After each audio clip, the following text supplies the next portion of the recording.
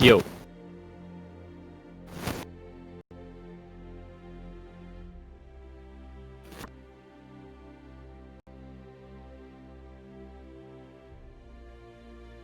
Well, that's okay. We'll just run it the good old-fashioned way. Do you need help with anything specific right now? I'm gonna post images of how to set up the player match.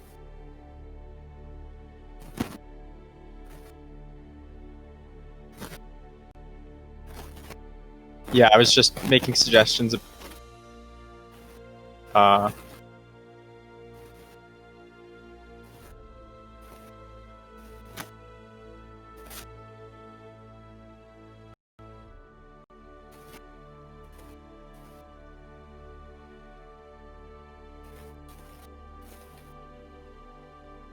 Oh, you can hear me on stream. Let's go.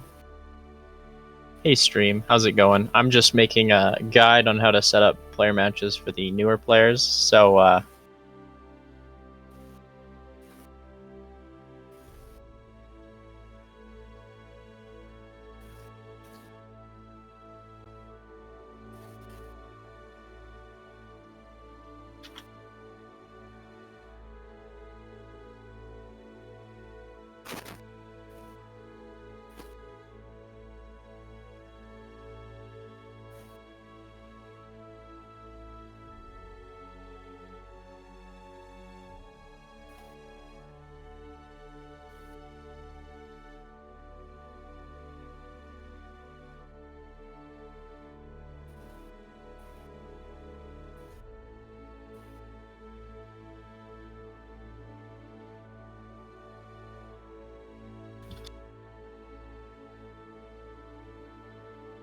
who is Small Critter? I think Small Critter is IDK.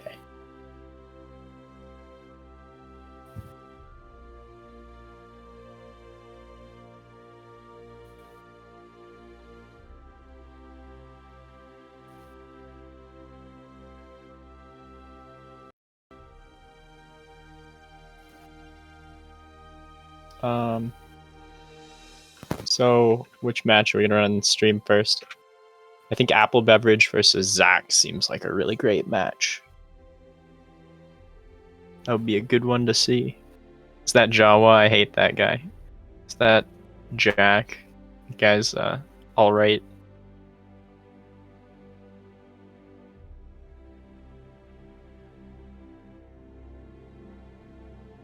Chris just has his mic muted, so you guys can only hear me. You only hear one half of a conversation. I'm on stream now. It probably sounds terrible with lots of fuzz and feedback.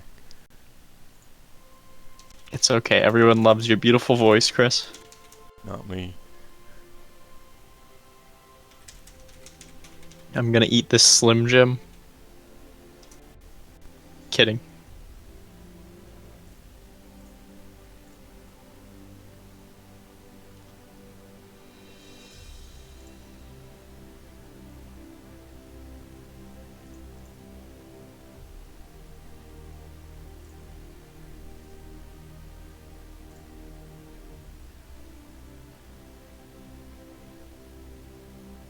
Let's go, Aunt Nasty. Already with a win in winners round 2.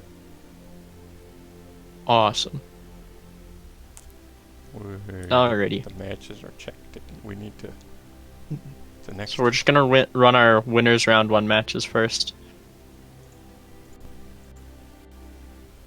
Do you want to host a lobby, Chris? And I'll just join, and I can just send invites to Hen Tyler and the Ethereal.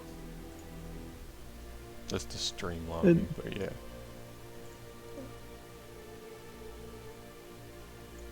Do you not have a stream lobby up yet? I do. I have. Oh, like okay. I'll join you.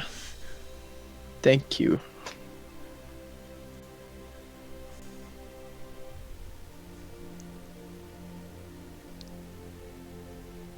Okay, so I'm just gonna send some invites out to because I just have you guys, so that will make it easy, right? I'm gonna switch to my less fancy scene that has chat and stuff on screen.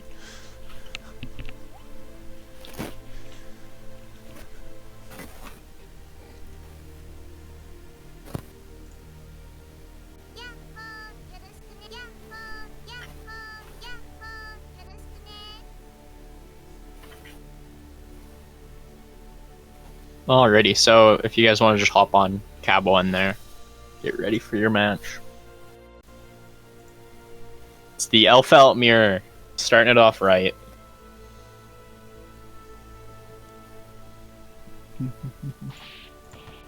Jawa Slim Jim ASMR. Let's go, brother. Snap into a Slim Jim. That's the wrong cabinet.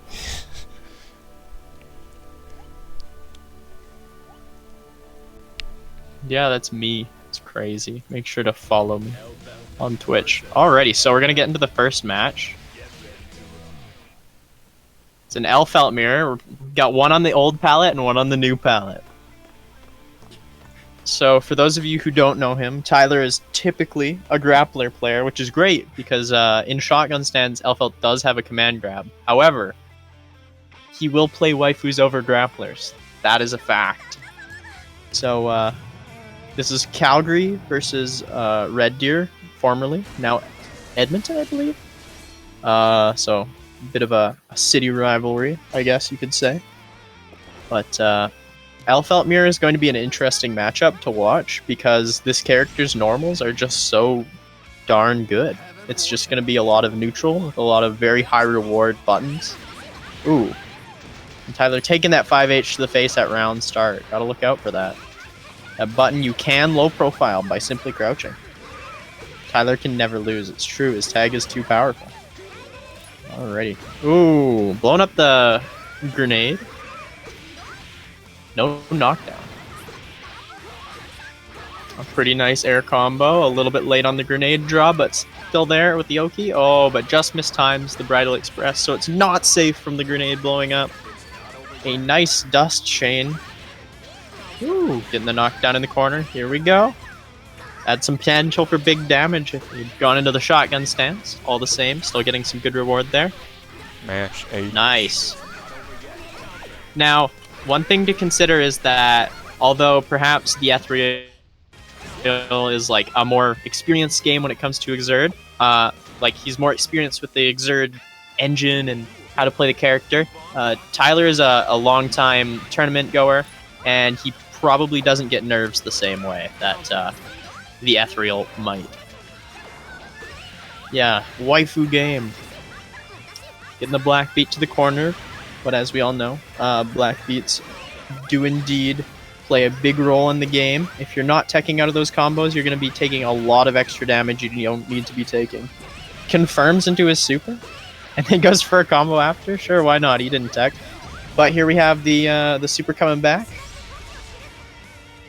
Oof, that is a big chunk of damage there. Did not choose to spend it on the burst super. Oh! That's surprising. I guess that caught the recovery of the blitz. It's vulnerable after the initial bit of the attack. Oh, wore the 5Hs. Oh my gosh, and the 6H. And a bad burst. That's your round. Ouch. Gotta look out for that counter hit 5H. As we go into game 2 here, we gotta wonder how is he gonna adjust. The Elfelt Mirror can be a little bit weird. You gotta really be ready for it.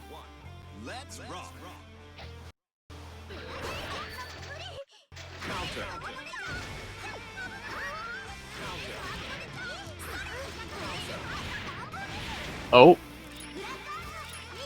You got some Elfelt neutral or something going on. This character has really great buttons and just some awesome pressure.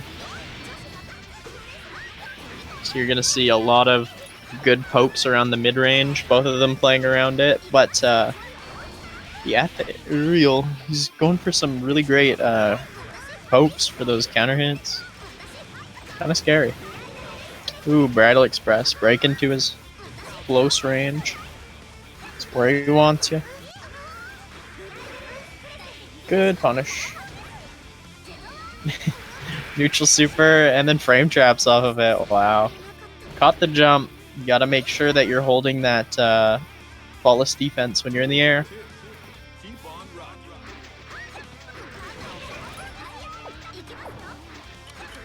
Okay. Bringing him to the corner. A good start. keeping him there. Goes for some highs. Ooh, great Abare by Tyler. Catching him with the anti-air close slash. But it just seems like he just can't get out of that corner. Oh, doesn't know how to punish the Bridal Express at point blank like that. Unfortunate.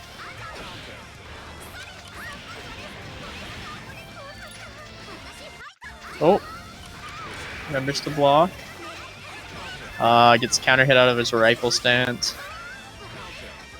No confirm. Oh, and gets counter hit again. Had to use the burst there. And that's game.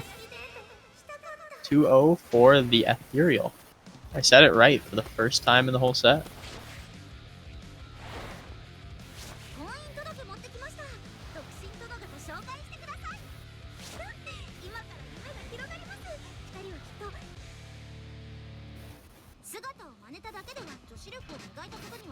He really never does disappoint, does he? Gamer status. No one knows what that means.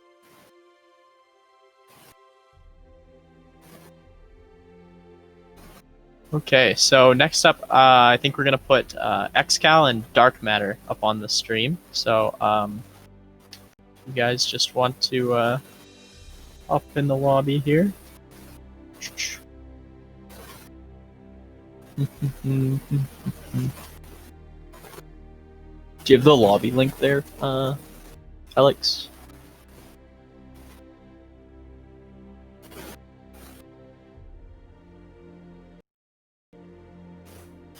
Ooh, I actually don't know if you can post it because your profile's private. Okay.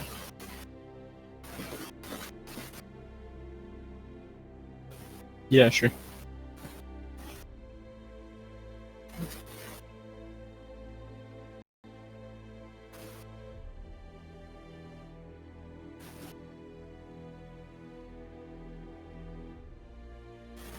Nice. So we're just waiting for the next match here. And here we have our first player, Xcal. For those of you unfamiliarized with Xcal, he's a very, very wild soul player. Some dang good neutral. He is the net play monster, it is true. He's like the demon of net play.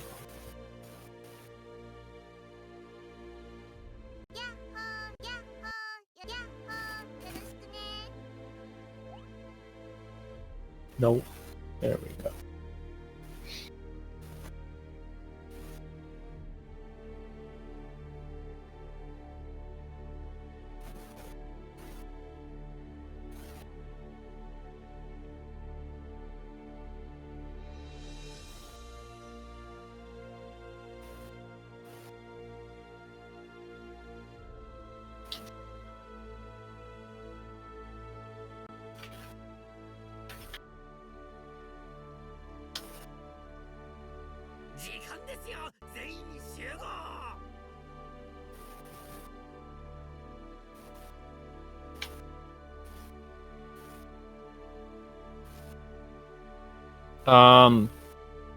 They've just asked about like if all matches are on stream or if they should just. The thing about your match there, the guy is that we just finished the match for them. They can probably just play that off stream, right? The guy versus Ethereal. Alrighty, and looks like we have Mr. Bean Esports or Dark Matter in the room, and we have Xcal going his Faust. He's been working very hard to master his Faust. And it's going to be interesting to see it. Now, on the other side, we have Dark Matter. I've seen Dark Matter go through a couple of different characters, but it looks like he's playing Chip now. Starting off strong with a great 2H confirm. Ooh, gets over the Gamma Blade. Caught by the Pogo. You always got to watch out for Pogo. It's a very scary frame trap. Okay, and this isn't looking good for Chip. You got to remember that Chip is going to die very fast, and that's the burst. That's not looking good, and that's definitely not a good sign for rounds to come if he takes it right here. It's a great air throw to control the space and just seals off the round with a low.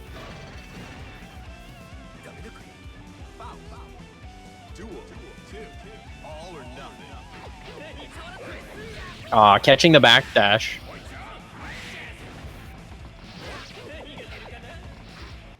Xcal does a great job of just sitting at the peak of his poke range and just poking over and over, and that is death.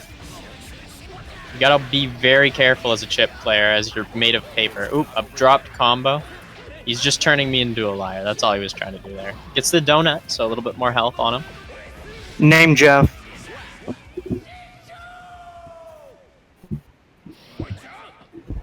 Name Jeff go brr. Okay. Well, that was great.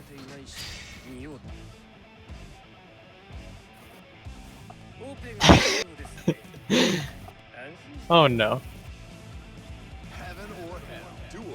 Did you just not have like the permission set up right for that? That is unfortunate. Okay, so there shouldn't be any more interruptions here, but as we get into the second match here, it seems like Dark Matter this time is finding more space for himself in neutral, but that didn't last for long because he's right back in the corner.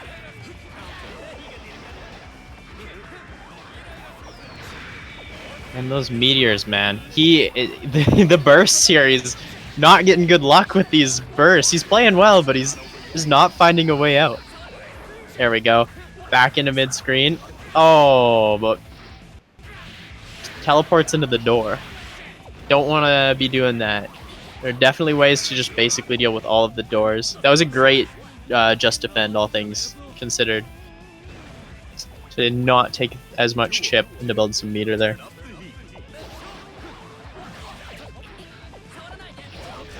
Great counter hit confirm. Here we go. Full combo. Awesome. Here we go.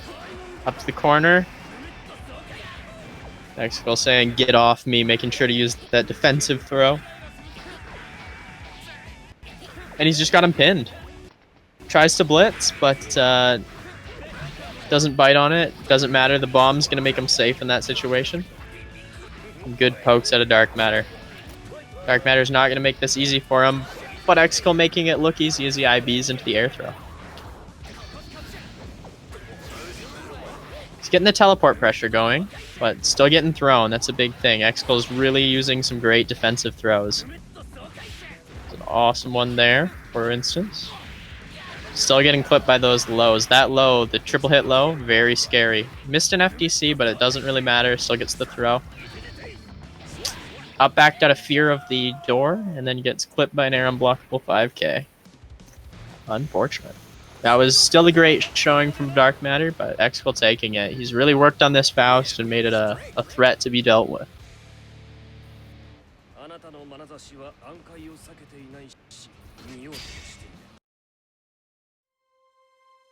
Yeah, he really is rocking that Faust. It's cool to see out of a player. A lot of people might not have considered him such a versatile player, but he does have the strong fundamental basis to play the game. Playing a very strong neutral game, very strong pressure game, all the same, even with Faust. Alrighty, and let's take a look at the bracket.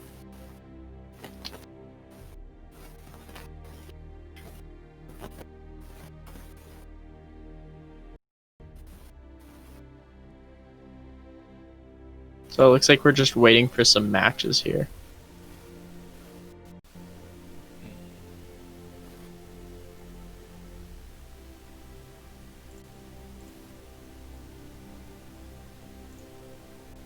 Are any of the matches not running?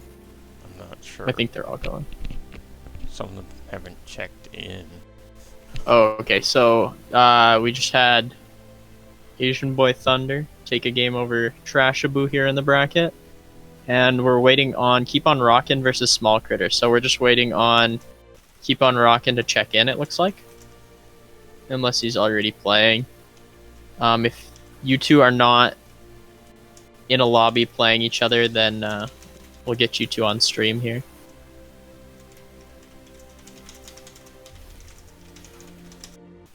We also have some losers matches that we can run. But, oh, actually, we have Freyheit versus Xcal coming up. That's one we definitely want to see on the stream.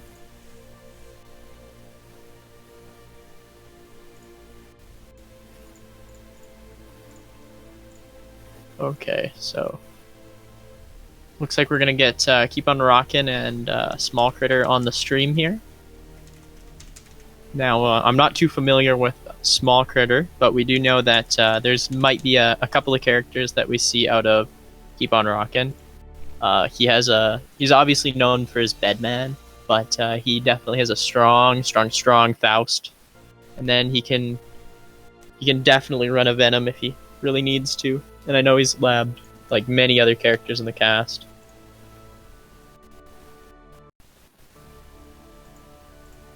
Why do we always make you fight Jack on stream? Because it's always a great show. Also, that way there's a better chance that you choke, because we all don't want to see an Axel in Grand Finals, obviously. Just kidding. I always cheer for you, man. We need to give Jack his shot to surpass you. Yeah, right? And if we don't, like, put it on stream, it's just not as cool.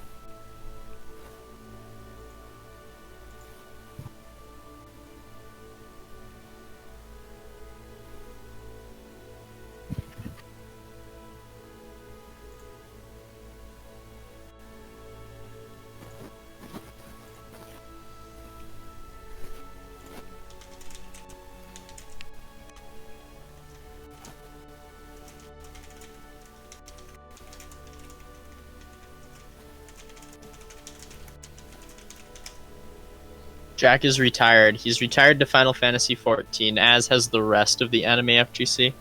Although, I do believe in our region it's a little bit different, and everyone has retired to the new Gundam game, Mbon.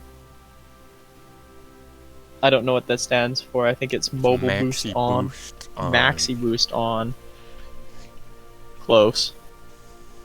Really, Maxi? Yes. Come on, guys. I didn't think that one through. Okay, we got our first player in the room. We have Keep on Rockin' _DB. Make sure to give him a follow on Twitter.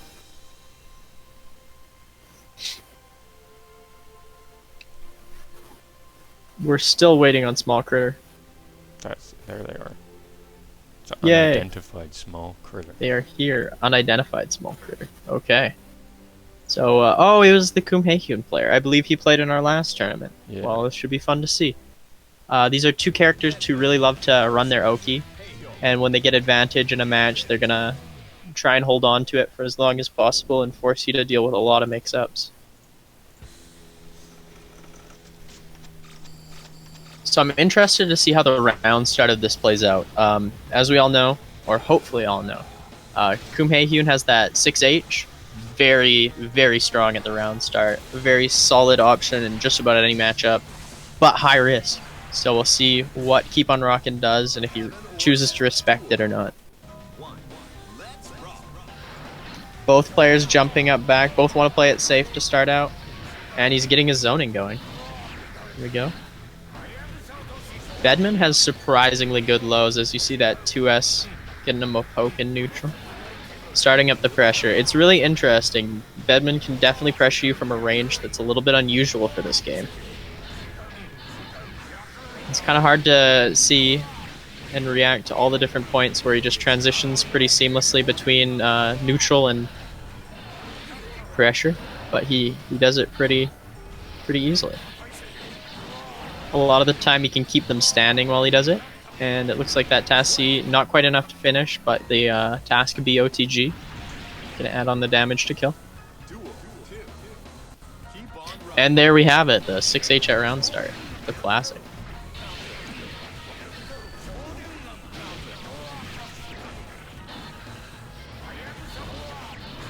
Oh, and hitting him with the Task A Prime mix up there. Getting the cross up. And here's the Okizeme. Gets caught up backing without holding down the FD. Getting air unblockable by the normal. And that throw combo was so interesting. It happened to happen at the same time as the Task A coming back. So it kind of bounced them at a weird angle. That's something you don't see often. Grandpa Viper going unpunished, but keeps the pressure after and catches the up back. That's going to be the game.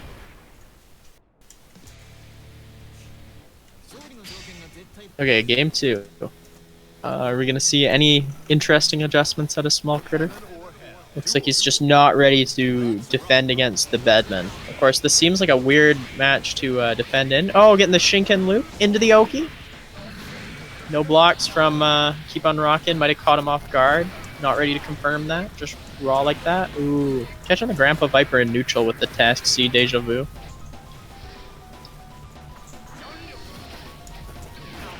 Air Task C. Gets him the knockdown. What do we got? Crosses over. Great blocks by Small Critter. But it's that little bit of damage that he's tacking on with each interaction. Like, it might not kill all at once. Oh, and a great gold burst. Let's see what he makes of this meter.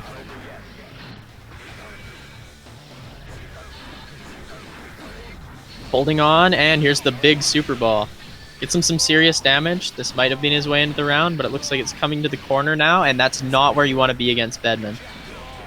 A good try at a blitz, but he does some blitz safe Oki there. So it's not going to work out. Ooh, good starting. Nice. Now this is exactly where he wants him. But not getting any Oki off of that. 2D there.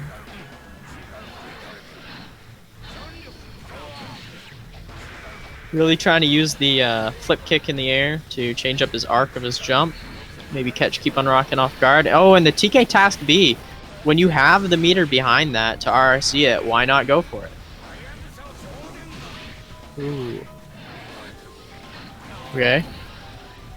Willing and content to just play the neutral. Oh, catches him on the way back.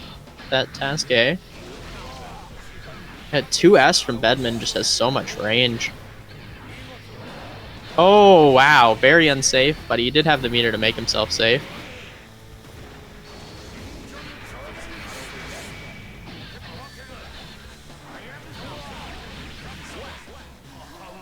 And getting the launch. That's going to take it. A very dominant game from Keep on Rockin', but a good showing from Small Critter. Showing us some character variety already in the tournament with some Koom Haehyun and some Bedman. And we have Doug reminding us to use www.keeponrock.in to look up all of the Guilty Gear VODs that we need so that we can study the Haehyun versus Bedman matchup, since that's probably only ever happened like 3 times. The 3rd time that matchup's ever been played in Xrd. Crazy. Alrighty, and so looking at the bracket here. We're gonna have Freiheit and XCal up next on stream. Oh, awesome. And then after that, are we gonna run the Justice versus Zach match on stream? I think they're just playing. Oh, they're just playing. Okay.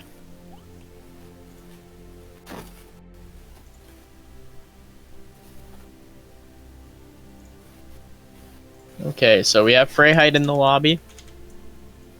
Just waiting on XCal. He'll be in a moment.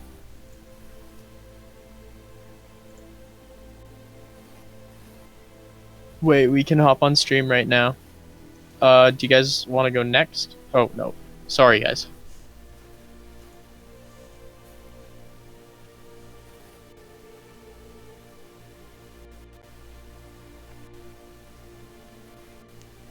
Uh-oh, OBS says encoding overloaded. Ooh. Here we have XCal. So, we're seeing the true form of XCal in this match, as we see the Soul come back out against the Axel Low. Now, this is a matchup that XCal has talked about a lot, and he's definitely scared of Axel. Danger. So despite not maybe taking the best advantage of the mechanic, Danger Time is something that you're going to see a lot as Axel. Axel tends to get a lot of flashes. Freiheit always ready with those conversions off those random stray hits. Okay. Get off of me into the pressure range. That's a good trade for XCal. Gets him the corner. Okay. It's caught falling down. Definitely scary. Alrighty, what are we gonna see out of the Oki here? Ooh, interesting whiff on the dead angle. Not phasing Freyheit at all. He's ready for that. He's seen that before. He's been around the block a few times.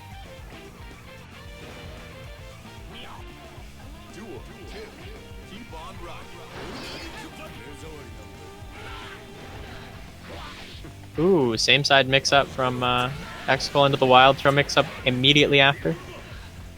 Trying to overwhelm his opponent with offense. The backdash messing up the timings of Excal there. Definitely didn't look too ready for that. Still keeping it together in the round. Gets the burst out of Freyheit. That's a big deal for sure. Bomber to take it to the corner. Ooh, the dash up 2D. Interesting to see. Good punish, but unfortunately just out of range to get that, like the 6H just didn't hit, so he couldn't get the Grand Viper confirmed. Drop on the combo, no jump cancel coming out. And the air to take it. Hey, one way it air throws, the other way it air to airs. Doesn't really matter. It does damage.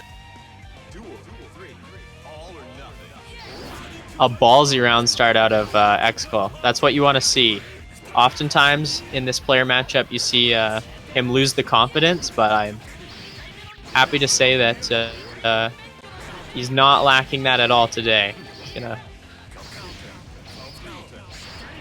force Freyheit to play hard in this match.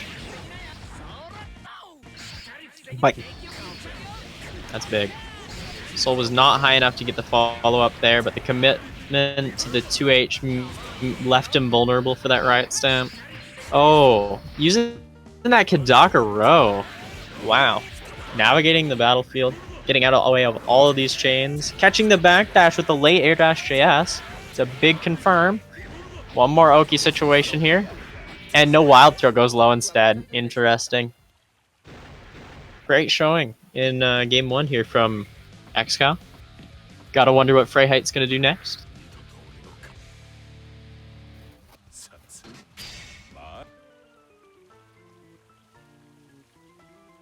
Alrighty, going into game 2 here. Oh, catching him off guard right away. Once, twice. Oh, no retaliation though. Playing it patient. Not gonna get flustered by the gimmicks out of the Axel player. Freyheit right now, just trying to prove that he is he's ready to be crazy. These players are both absolute nutcases,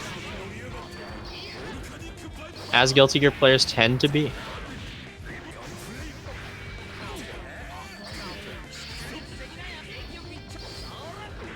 Trying to PRC and keep himself safe. He just knew that before the Kidakuro YRC came out of Excal, so he was just scared of that time.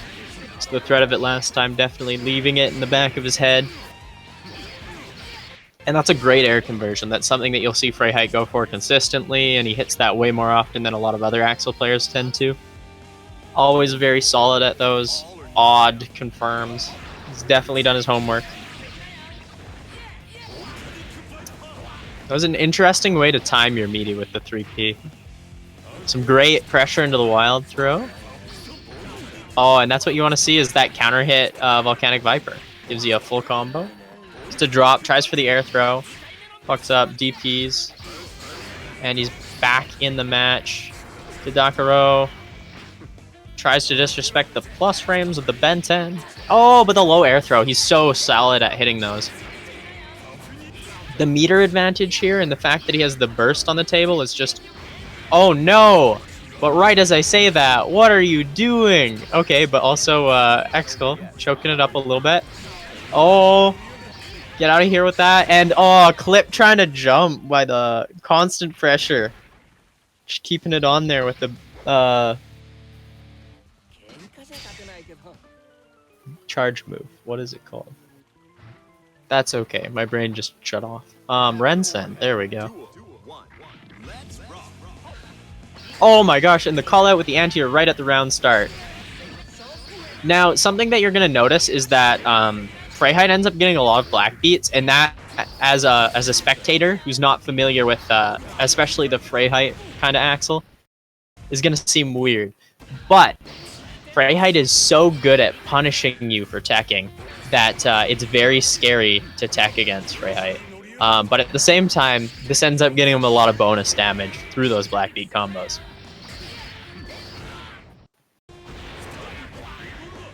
Oh, jumping out of the wild throw beautifully. Not overstaying his luck and trying for the punish there because he knew it was too late.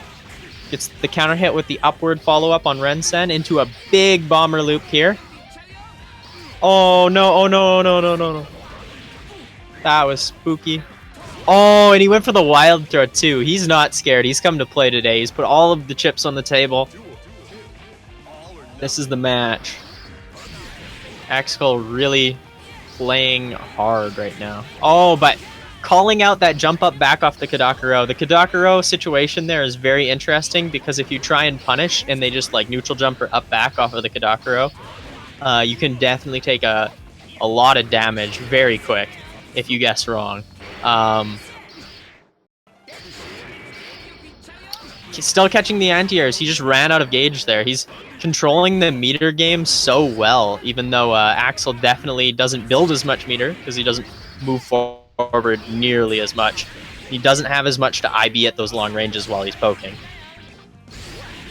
And the OTG hit takes it. That was unfortunate. A very strong showing from Exco all the same. That first game was looking great for him.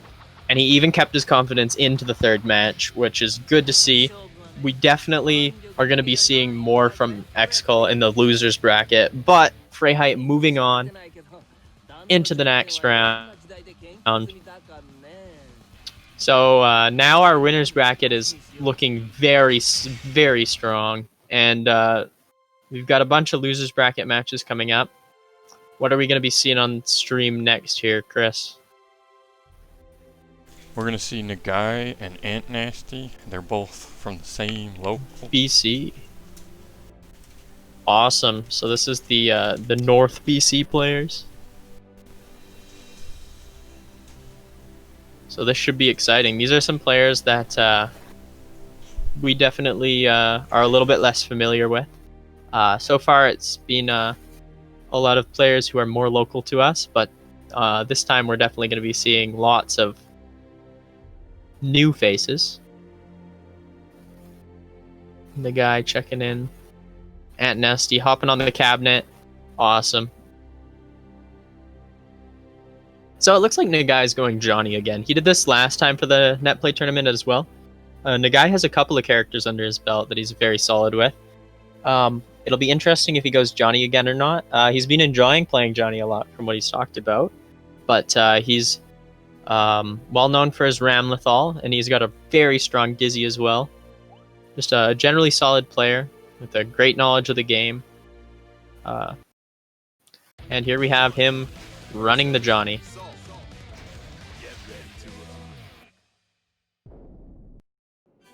Wait a minute. Heaven or hell. Duel 1.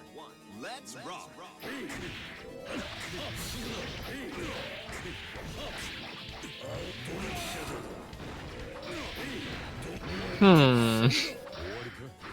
Isn't a guy playing off of Raspberry's Steam account?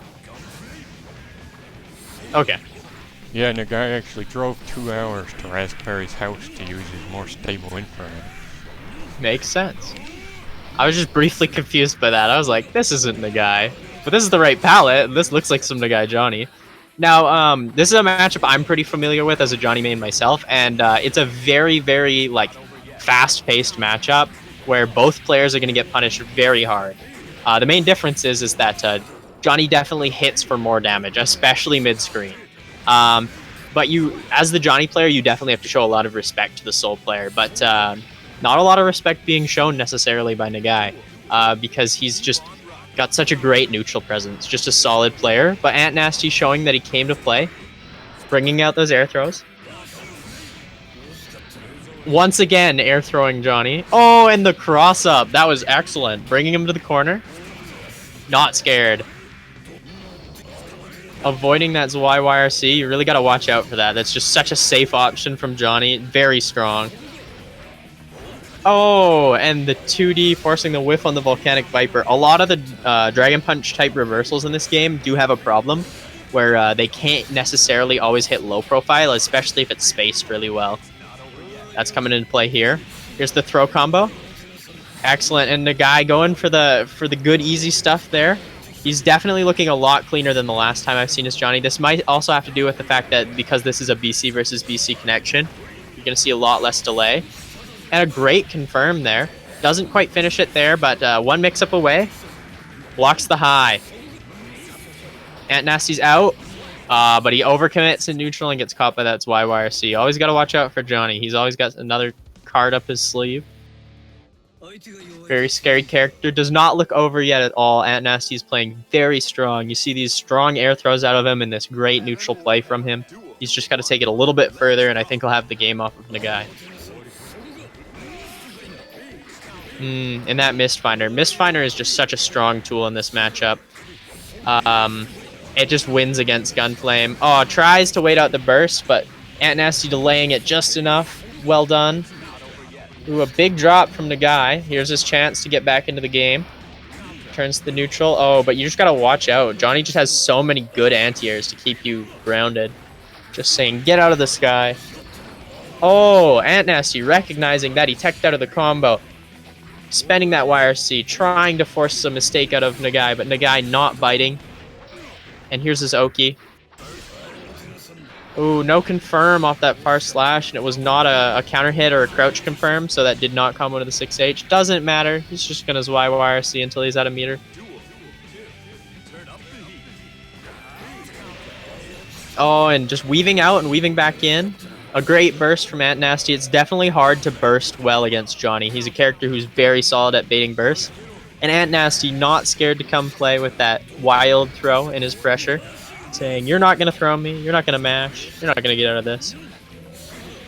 Ooh, but a great 6K, taking back the space from Nagai. Ooh, both of these players are just playing such a fast game. Unfortunately, minus on that jump in.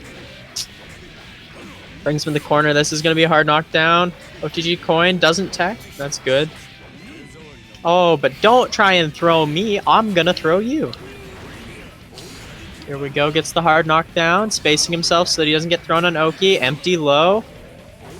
Oh, and is he going to cancel it? Cancels it into FD, but gets caught with the anti or not FDing on the way down. This is danger. Dangerous danger time. Oh, but baits out the Grand Viper, and that's going to be the game right there. Taking it. Aware of his coins as well. Great game presence of mind from Nagai there. And a great match. That was a good show. Next up, we have Keep On Rockin' versus Asian Boy Thunder. Formerly Toast, or current Toast. I don't know. He's truly changed tags. But we're probably going to see some more Bedman. And definitely going to see some Venom here. Or Soul. Actually, he's been playing a lot of Soul lately from what I've heard. Yes, and thank you to Nagai and also Ant Nasty for that great match. It was a good show. So we have Keep On Rockin' on the cabinet, locking in on that Bedman for the moment. And we're just waiting on Asian Boy Thunder.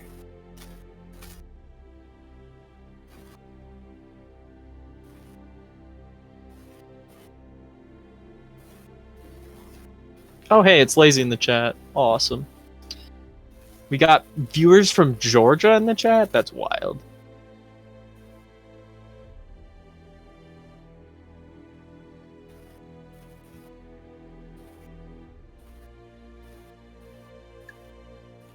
Also, we got Sidios in the chat supporting his BC boys. Love to see it. Thanks for stopping by, man. Yo. Axel is for losers, yeah. Well, you would know, Freyhite, wouldn't you?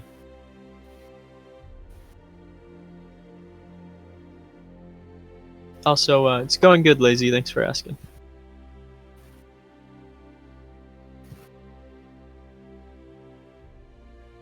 Still waiting on just Tony to join the lobby here, and then we'll get our next match underway.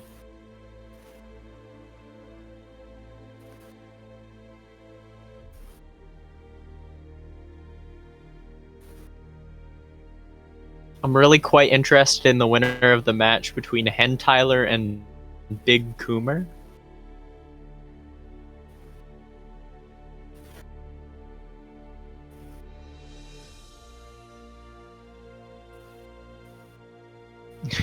Yeah, I think we should save that one for stream. You guys all good if we save that one for stream?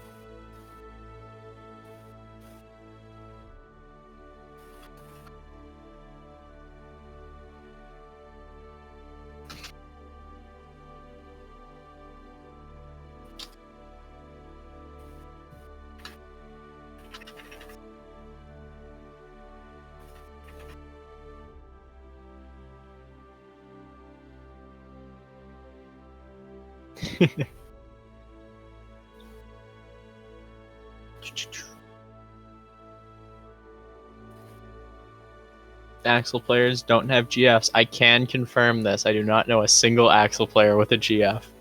You're right, Lazy. Actually, does Toki have a GF? Because that means that he's the strongest Axel player by far. By far! It took me that long to say by far. Okay, who are we gonna see out of Asian Boy Thunder? I'm very curious.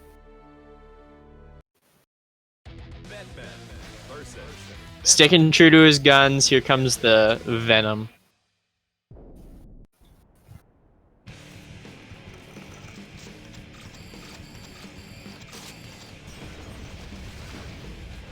Okay, so this matchup, we've already seen Bedman on the stream today, but here we have Venom. Everybody loves Venom.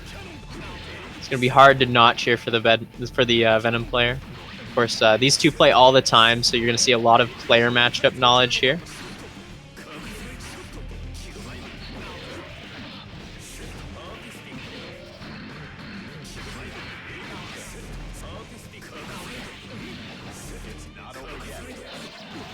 Using the dash to get out of the corner. Bedman's dash, of course, having the teleport counter effect on it. This is a very interesting match for Guilty Gear. It's very not typical to see like a strong zoning matchup in this game, but both of these players do a characters do a great job of really creating interesting zoning patterns. And then on top of that, they also can convert any little hit or even just like block in the zoning into great pressure. But both of them don't want to give the other person that space. But Asian Boy Thunder catching that up back at a Bedman. I think he was in the air dash frames. Bedman has the unfortunate quirk of not really being able to act once he goes into his quote-unquote double jump or air dash. It's something that not a lot of the rest of the cast is going to have a problem with, but he definitely will, especially in this matchup against Venom. Venom has that 6H and that 6P. They're just going to control the airspace and shut down that air movement out of Keep on Rockin'. Oh, and a great conversion into that task B to get the knockdown there. Doing it again. How many hits is that JH? I have no idea. And a full stick of butter coming out from Keep on Rockin'. Opts to burst here. Wants to stay in. This is his round. He needs to take it to stay in on this first game. So he's definitely told me before, but those long range like 3Hs are not a big threat from Bedman, especially without the seals on the screen, because he can't really do all that much to just like pressure you after. Like he has to approach, and there's always going to be a way to interrupt it. Forcing the whiff on the 2S. That's crazy. I thought 2S hit from full screen. It's just wild. Yeah, 3H RRC 3H might be the only way to confirm off of a 3H in the entire game without like a prior seal set on the screen.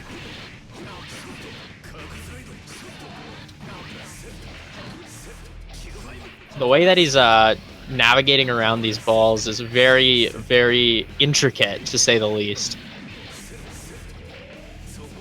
There are a lot of things that you are going to see that will probably never come up again, and a lot of fringe situations that these players only know about through like years of experience playing this matchup. That was an amazing conversion on the air confirm, keeping him in the air with those down charges. Oh wow, what a conversion, and burst save too.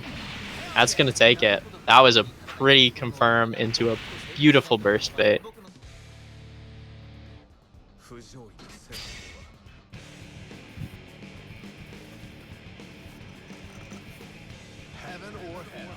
Alrighty.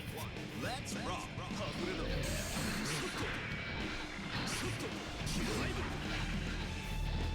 Now the dash under situation there at the start of the round was pretty interesting. It let him keep in charge while he was running.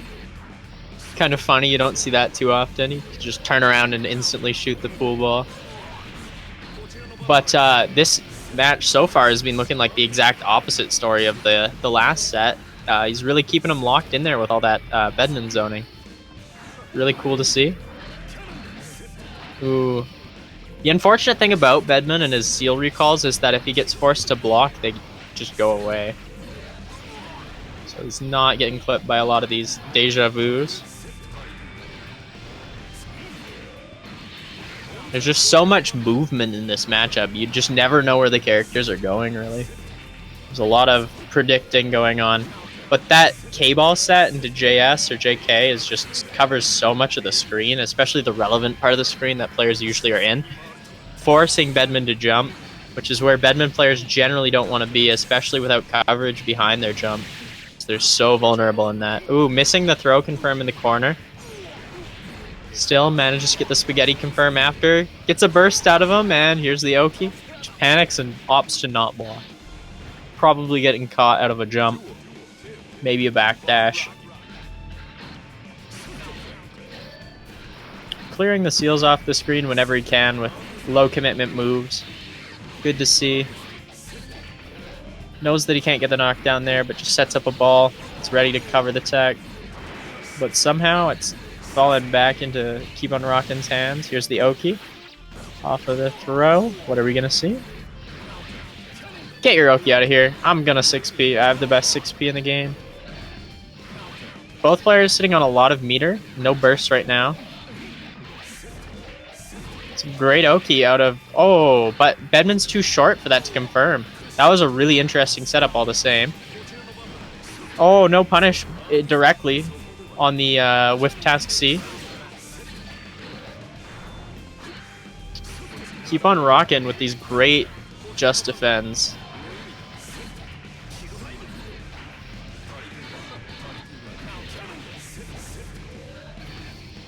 Whiffing the dash and then wire seeing to keep himself safe.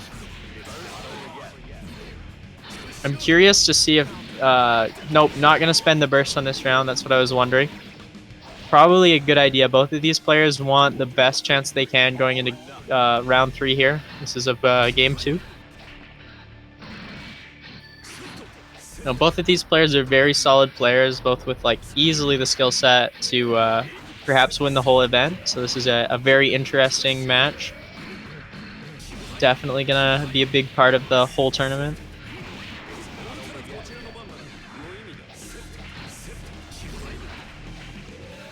Just sending ball after ball at that band.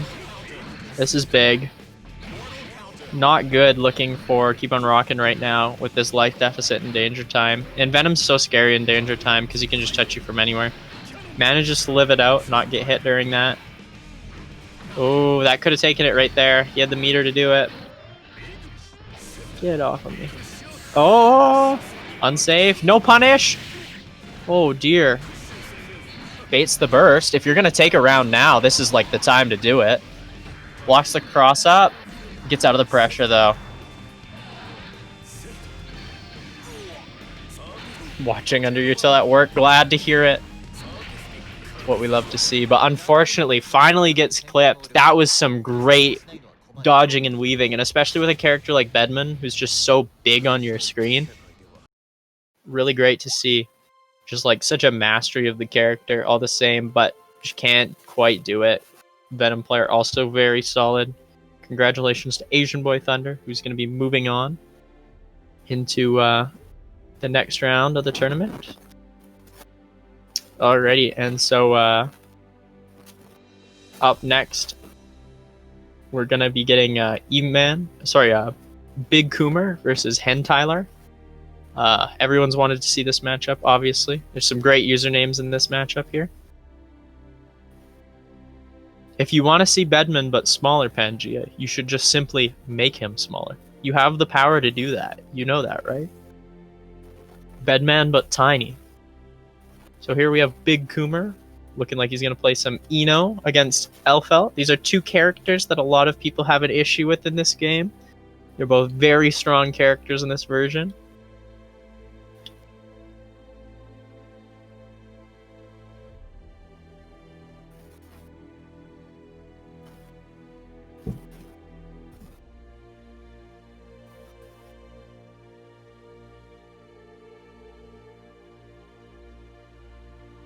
And we're just waiting on Tyler to join the room.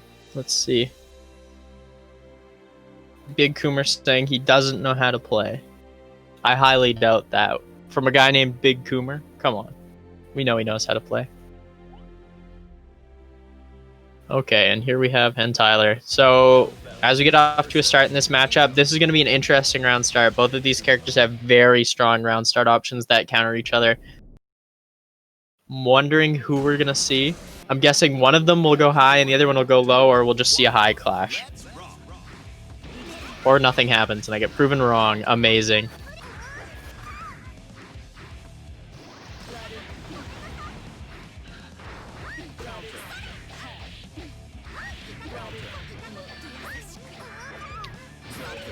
Oh dear. Okay. Big Coomer getting pushed towards the corner, but he fights his way out with that 5D. 5D6 bringing him back into the mid-screen. A little bit awkward with the Eno movement. Not quite used to it. Ooh, interesting trade with the 5K into the 5H. Usually the 5H takes priority over like literally anything else in the game. Unfortunately, the grenade actually saving Tyler, not letting Big Coomer here get his confirm. Yes, Wake Up Dust is next level. That is like level like 30 quantum mind game. Big Coomer sitting on a lot of meter, has the tower to take this match at any point in time of any hit, but getting forced into all of these bad tech situations by Tyler. Taking round 1.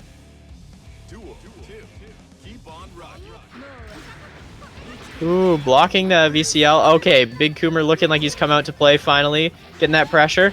Here we go. Here's the Oki. No note. Here's the note. Okay, Annie rushes in behind it. Oh, into the whiff, into the 5D. No follow-up on the 5D. Got him in the corner, though.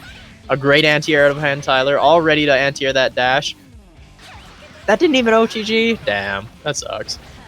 No burst on the table for Big Coomer while he's coming for the comeback here. This is not looking good for him. If only there was something in Eno's kit that would let her skip neutral so you don't have to lose neutral. That would be wild. He's trying for it. I see it. Yeah, we need the Big Coom back. That's right. Oh, got the note pressure on him. Missing those VCLs. Or just really try to poke with 5K. It's hard to tell, really. Here we go. Oh! There we go. Dust combo. Oh! Oh! Okay, good enough. Oh, yo! Yo, custom combo. Let's go! Big Coomer bringing it into the... Yeah, Coom all over that alpha. You got him, Big Coomer. Oh, but the 5H flipping him. So that's going to be game 1 here to Tyler.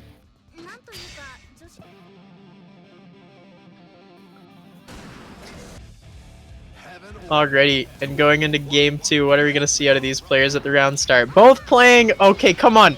You guys know that you both have like the best round start options in the game, don't you? Just hit some buttons, guys. What are you doing? Respecting each other? Psh. Come on.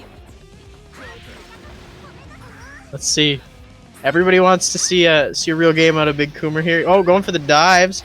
Getting it set up. Oh, with the mix-up. That was like 9-way Oki. Yo, and again with the overhead. He's not scared to throw that out. Oh, but the low profiling the HCL. That's what you want to see. Oh, going for the unblockables in neutral. Why not? Oh, really styling on this man. Tyler bringing him down. Remembering. Oh, yeah, that's what Elfelt does. And just destroying. Coming to play. Making sure that he damages himself to just go easy on his opponent with that grenade. Oh, but the VCL just cutting him down. That was a really weird neutral situation. They were both holding forward and pressing buttons. as you do in Guilty Gear, oftentimes. Missing is low on the Oki. Oh.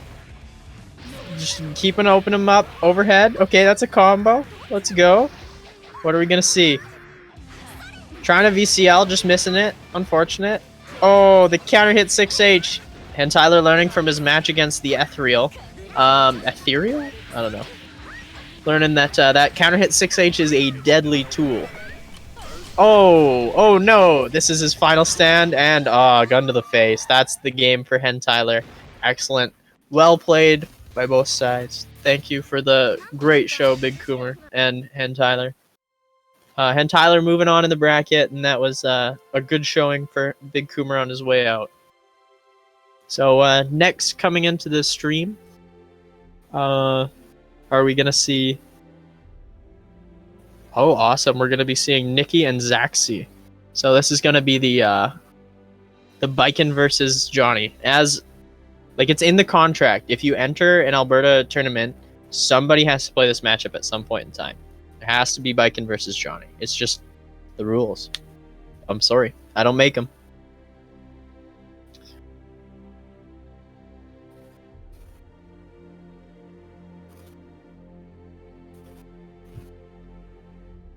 So here we have Glizzy Goblin Nikki. That's a great sponsor tag. Proud of him. Bringing out the Biken. So this is a matchup that Zach is going to be very familiar with. I'm not sure how familiar Nick would be with this matchup, but Zach is definitely going to have his stuff for this matchup. And as we know, Zach is a combo master. He just knows. He can feel the way. Oh, and they picked the Dizzy theme. Avshi on the mic. No, wait. This is Avshi, right? Whatever. Here we are opening it up. Ooh, dropping the 2 hits Y on Biken off a pro combo. Unfortunate.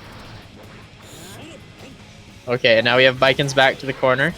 Now, Zach's going to show a little bit more respect than normal, and maybe be a little bit less willing to throw out normals, because he's scared of, for one, that burst, and then for two, Biken's Azami counter.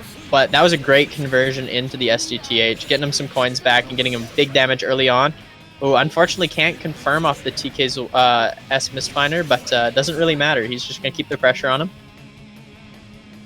It's definitely a scary, scary, scary way to start out.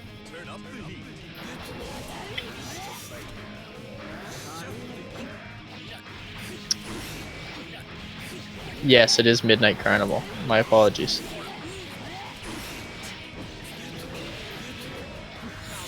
Oh, but getting that counter hit on the counter. Now, something interesting that you'll see some Bikens do is that when they whiff a counter, they'll just leave the counter out. That was a great air throw reset on the air tag. But unfortunately not getting the OTG coin there for some reason, and instead getting thrown off of his OTG 2K. Oh, missing the mat, but that unintentionally ends up baiting out the blitz from Zach. No confirming a knockdown. That was the dirtiest cross-up Zwei I've seen in a while. Baiting out the counter.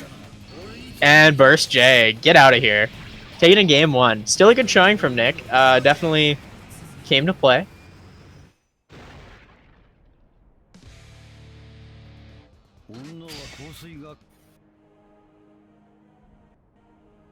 Heaven or hell. Duel. One.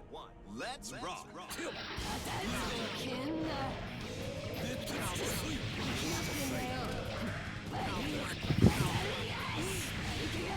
Alrighty.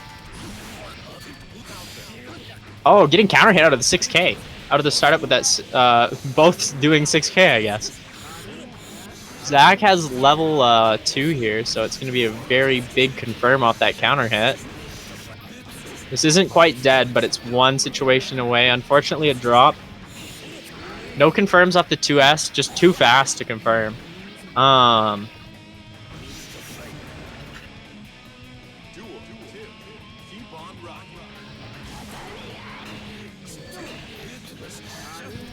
So Zach's just trying to lock down the airspace, but in doing that, he gets a little bit too overzealous and gets thrown.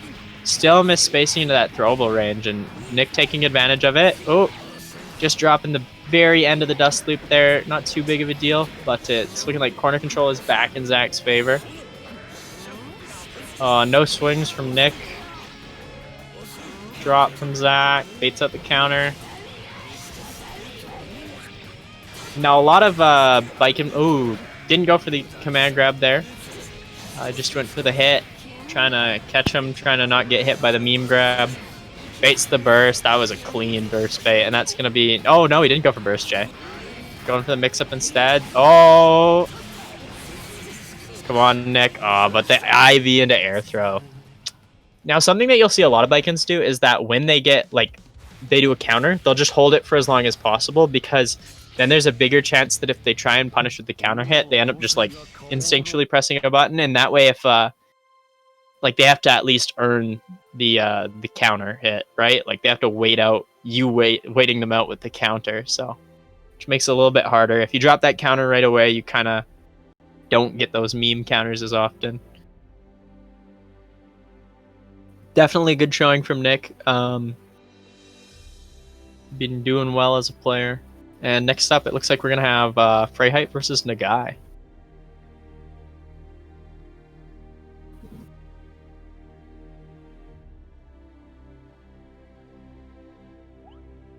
Alrighty. So both of these players are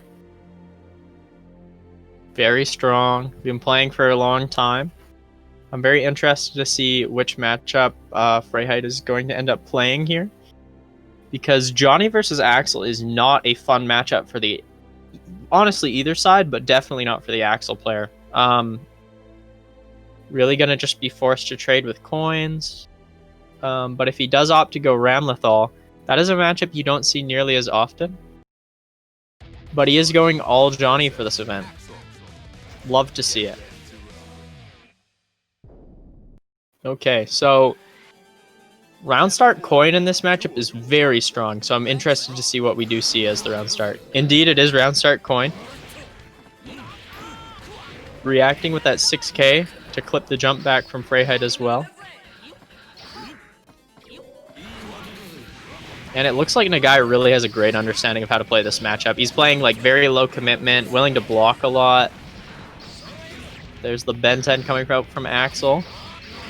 Clipping him low, but no true confirm. All the same, getting that 6k off the YRC. Bit of a scramble. These scrambles are definitely what Freyheit is used to, and what he's able to play all the same, though. Now, it's very scary to be cornered by Johnny as Axel. You just don't have the tools to like get your way out. That's looking like a reload combo there. Getting that air P-Mistfinder Ender off that weird cross-up. And Freyheit getting clipped by the third hit high. Maybe trying to catch a throw. We did see earlier in the tournament against someone else. We saw against Ant Nasty. We saw him try and go for like 1-2 into throw. So it's not a bad guess by any means, but it's a guess all the same, prone to failure. Controlling neutral really well. And bringing him to the corner. This is looking like a strong round for Freyheit. Wondering if we're going to see the burst out of Nagai at any point. Oh, that was a great reject. Oh, but the air throw. Get back in the corner. It's my turn. Choosing to end it far away. Try to catch any sort of jump there. Oh, getting clipped by the very end. Blocks both hits high. Good patience out of Nagai. Unfortunate drop. That's a weird situation. Gotta confirm very fast there. You're gonna see a lot of 6Hs from Freyheit. That move is very strong. It just builds up so much risk. Hard to react to, especially on net play. And even then, it's definitely a higher reward for Freyheit than it is for Nagai to punish it.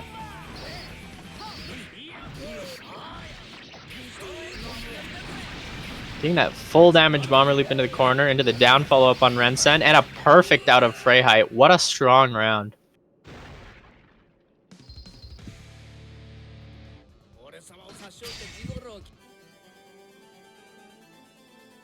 Alrighty, going into game 2 here. Nagai is definitely the type of player who's able to make the adaptations he needs to. That round start's not going to work against Freyheit twice, is like the truth of it.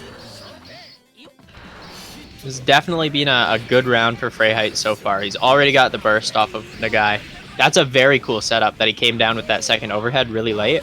Pretty unexpected. Okay. Burst to try and keep him in the corner, but all the same, Johnny just too strong, getting out. Unfortunate drops from Nagai. A little bit less familiar with Johnny than he is with some other characters, but he's definitely been putting the work in. You can tell by the way that he's playing.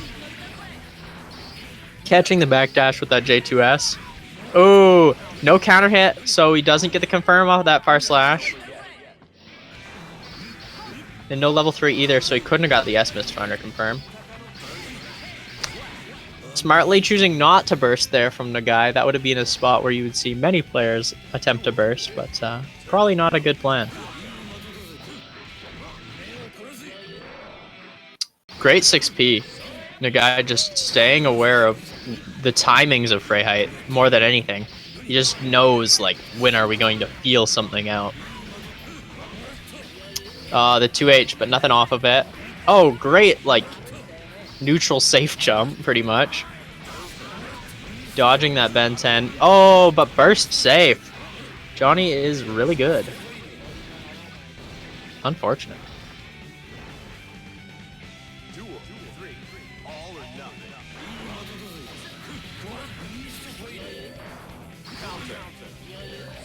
There we go. Get off me with that Ben 10. Bringing him to the corner. Oh, great counter hit. It's a conversion. A little bit of a drop. Some nerves maybe playing in. Oh, that was great. Covered every situation at once. Even if he didn't get a big reward, he's still got neutral control. Oh, and that's great for Freiheit. Got back to the corner. Oh, and he catches the tag. That's what I was talking about in the last Freiheit match on stream between Freiheit and Excal.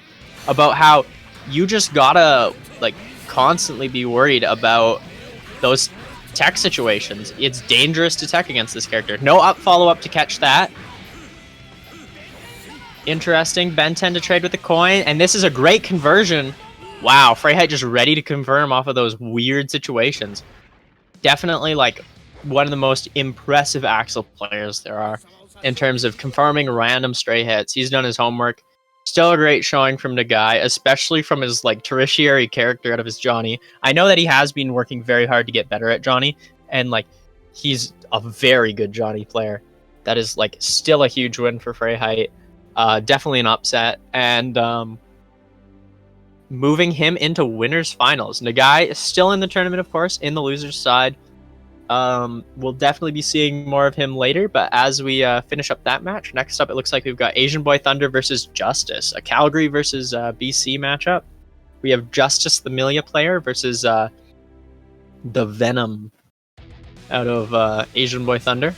Definitely a classic matchup. Everyone's seen this one before. Already, and Justice is a very fast player, and Asian Boy Thunder is just so smooth with everything that he does. So this will be a very fun watch for sure. Clipping the up back out of Milia very early on with that Arcs Raid.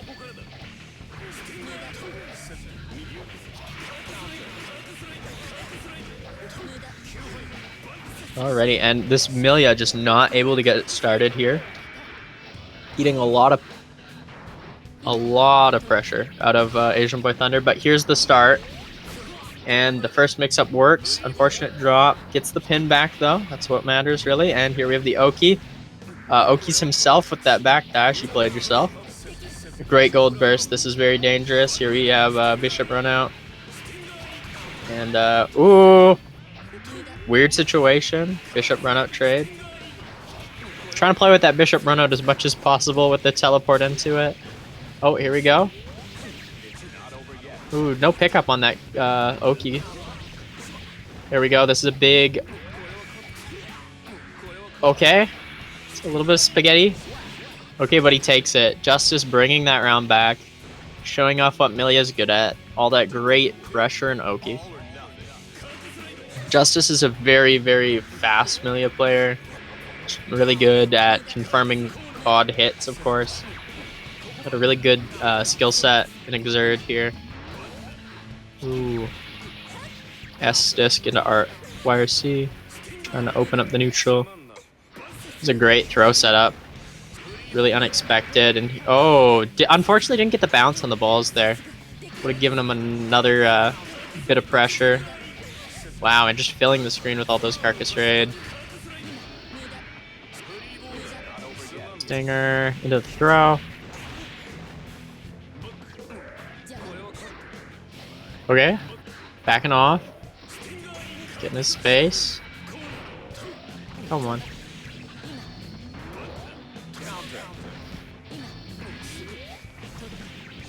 Opened up low, but gets him with the throw after. Oh, the cross up. That was dirty. And that was a Bad Moon hard knockdown. That's not easy. Great anti-air with the 5P catching the up back. Wow. Those Bad Moon knockdown combos are very difficult. They're very spacing specific, and it takes a lot of knowledge of how Millia works to really get them going. Heaven or hell. Duel. One. Let's rock. Alrighty. Seeing some really strong pressure come out of Justice. Definitely applying the fear to Asian Boy Thunder, but Asian Boy Thunder still out here playing. He really is so good. You are right, XCal. But Justice is also darn good.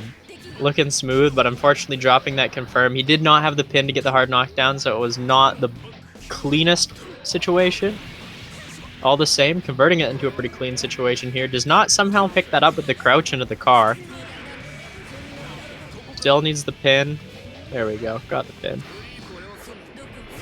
So Millia players, as we know, all want their pins, but it seems like Justice is a little bit better off chilling without it.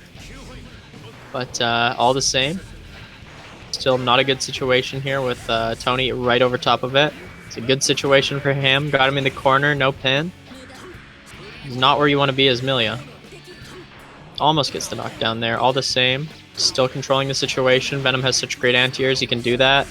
Using the Stinger to buy himself some time, get some space, get set up. Fighting his way in, and almost got the pin, but not quite. Great 5P anti-air. You're going to see that out of Justice a lot. He's really good at using that 5P to his advantage. It's a very odd normal. Not just hits at such a good spot. Very fast, of course. Thanks for tuning in, Tyler, and thanks for participating. We always appreciate it. It's getting opened up by the 6K. Justice really showing why he's so good. Keeping him in the corner. That 6H, so scary on block. Oh! But staying patient, getting the first throw possible. That's a burst out of Justice. This is not good. Like, losing your burst as Millia is not good. Millia's just made of paper, of course. Does find a space to pick up his pin. Oh no, but immediately throws the pin, but getting hit out of the pin throw. Not good. Okay, got him in the corner, but no pin, so he's going to have to work a little bit harder for his combos. Tries for the Bad Moon mix-up. Great blocks by Asian Boy Thunder.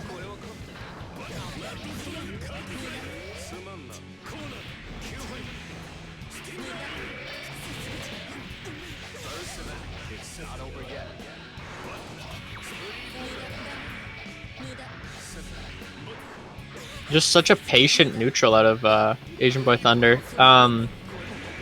Ooh, gets the pin back with that too. No burst, of course. Just wants to hold on to that for the next round.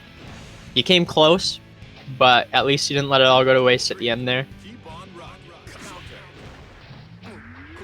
Okay, going even into the last round here. Advantage Millia off the round start. Gets him clipped with the low. Unfortunately, gets his burst eaten alive. Oh, and that empty low. That's dirty. Hard to block that. But the late high after, really mixing them. And that was a Millia round. What are you going to do about it? And that's 2-0. So, I believe. Yeah, I'm pretty sure that's 2-0. I was right. That's crazy. I can count to 2, everybody. Yeah, he played that so good, so patient, so solid.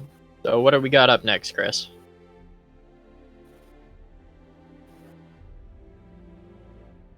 Okay, sounds good. So up next we have Zach versus Keep on Rockin'.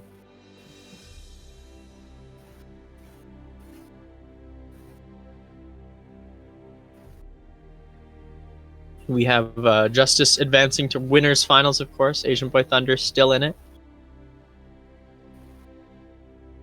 He's going to play against the winner of XCal and Ant Nasty after that match goes. And then on this side, we have Zach versus Keep on Rockin'. Winner to play Nagai.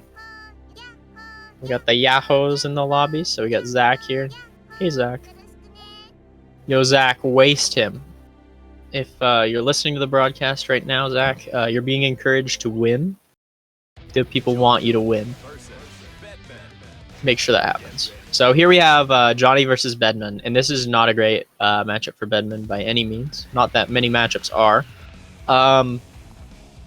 But Johnny's great control over the airspace is really, really hard to deal with as Bedman. And on top of that, like, Mistfinder is just such a good tool. It's, as you can see, it just clears that projectile off the screen. And he's playing it really good, too. He's playing at the Mistfinder range. Ooh, but gets thrown. This is a good opening for Keep on Rockin'. Can you block? No. To be fair, JD, pretty scary. Crazy good. Okay, getting him clipped with that JS, that means that Task A is never going to come back. Unfortunately. Falling down with the Task C. Zach not getting baited into fucking up an anti-air against that. Thank God. Bedman fan club here for this. Get out of here, you Bedman fans. Come on. Just kidding. Here we go. So this is the spot where... ooh, but he's getting back into it. Great knockdown. That was a cool combo. Baited the burst. Good showing by Zach. Zach is really been practicing hard, and it shows. That's why. Zach is always practicing hard. He is always grinding. It's true. Equipped with the 2S. Can't really get much out of that, but does keep him in pressure thanks to timing it so that it's with the boomerang coming back. Ooh, no conversion there. Oh, goes for the TK ball instead to get himself better Oki. Okay, here we go. Just doesn't block the Task C. Deja Vu into the corner. Tried to bait with the JD, but Johnny's dead angle so active it even catches him FDR like YRCs. That's crazy. Too active, man.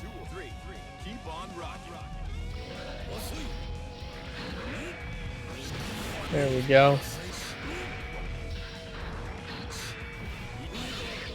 Yeah, that P Mistfinder is just so good against Bedman. He's just caught in the air for so long.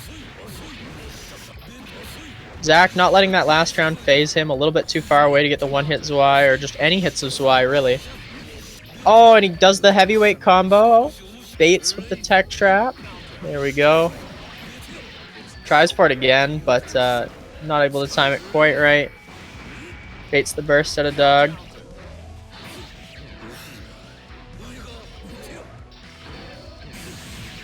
Now Doug can do this. He definitely has the skill set too. No techs coming out of Zach. And here we go. Oh my gosh, trying to bait like an attempt at an anti-air on that with the RRC into burst. That was crazy, but the tech into air throw. Zach playing, wow. That's awesome to see. He's been working hard for a win over someone like Doug for a long time.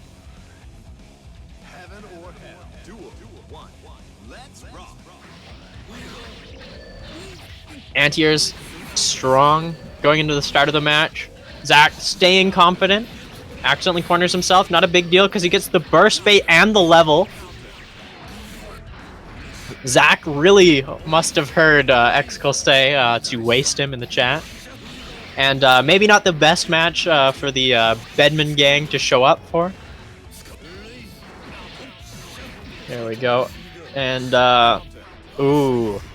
The air-to-air pressure, very scary from Keep on Rockin'. Great confirming that he's at the far slash range. Unfortunately drops the rest of the combo, but not really overcommitting on anything in the combo after it falls out.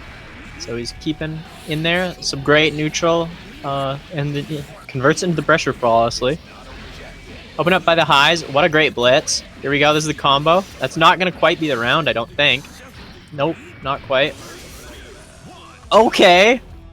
Well, far slash. Fuck it. There we go.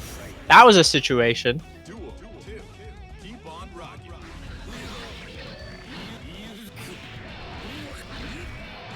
And we're seeing Keep on Rockin' back off because he doesn't want to play in the range where he has to worry about Mistfinder. It's good because it's also denying the coins out of Johnny. That was a great air-to-air JS. No confirmation off of it. That's pretty hard to confirm the counter hit. Okay, and oh, Zach manages to get back into neutral in this match. It was looking pretty one-sided for a while. Remembering that the Taske's out there, not getting caught by the boomerang. There, but I think he got caught trying to up back that. If not, he just got chipped out because he just wasn't FDing. Duel. 3. Keep on rocking. Counter. Bedman showing off those strong lows into the restand pressure. Oh, trying to trade the coin there.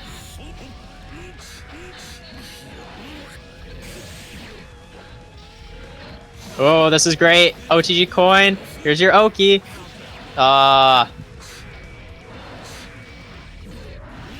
Zach just can't get through.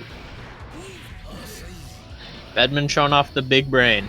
But he gets over the Task B. That's what you want to see. And baits the burst with the burst save combo. Here we go. Oh, the Esmus Finder. Okay, whatever.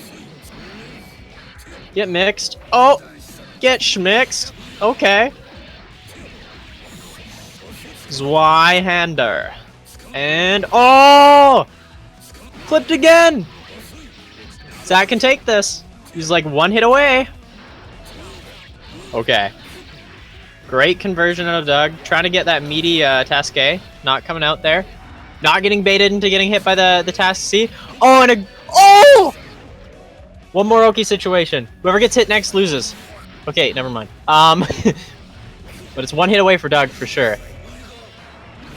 And trades with the S Mistfinder through the Task A. Holy cow. Big upset there. Congratulations to Zach. That was a well-played match. His grinding has definitely shown off. He has been definitely playing hard. That was 2-0 for Zach.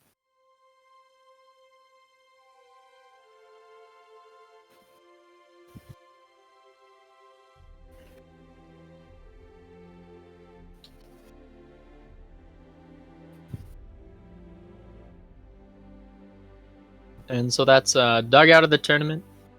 And Zach moving on. He'll face Nagai next. But next, I think we're going to end up seeing Xcal versus Ant Nasty, correct? They may have already been playing. Okay. Well, that's okay. Because we do have some other matches that we can see.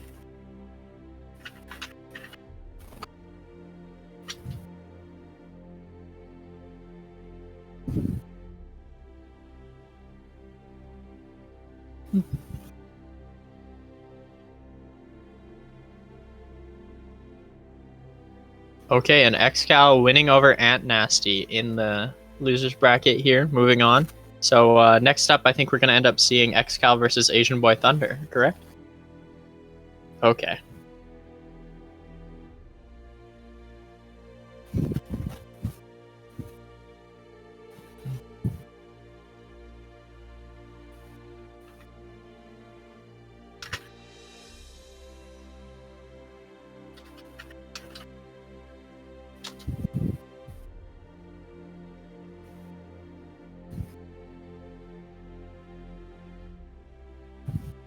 So it's looking like next up we're going to have Xcal versus Asian Boy Thunder, and then followed by that we'll have Nagai versus Zach, and then we'll have winners finals between Freyheit and Justice, followed by losers semifinals, which will be the winners of these two losers matches coming up, and then we'll have losers finals and grand finals.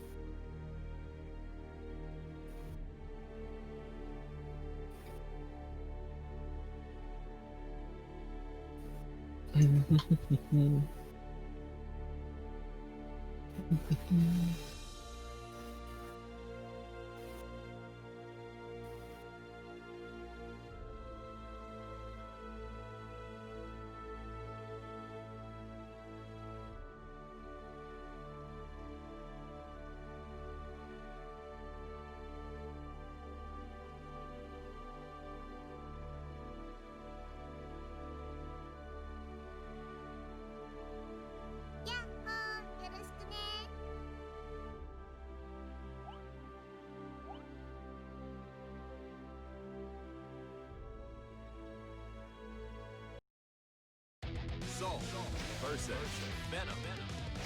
Get ready to roll.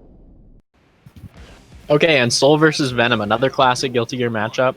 These two players have played each other a lot, of course, both being from Calgary.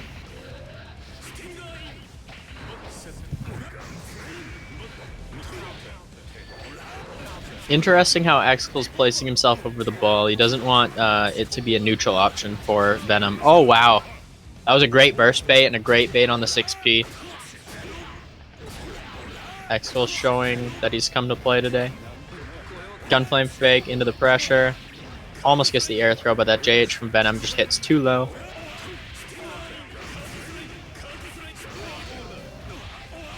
Exkel is a player who's also been grinding very hard. I talked about Zach having put in a lot of work, but he has too. Boom. You want that Fafnir trade at any cost as Soul, pretty much. Always going to be good for you. Great 6P throw S out of Asian Boy Thunder there. And the throw. Oh, but Exkel. But should he have done that? The gamble was there. He bet it all. Okay, going into round 2. It's that 5H counter hit into the pressure. Oh, it drops the wild throw confirm. Venom just too thin. Get in the corner.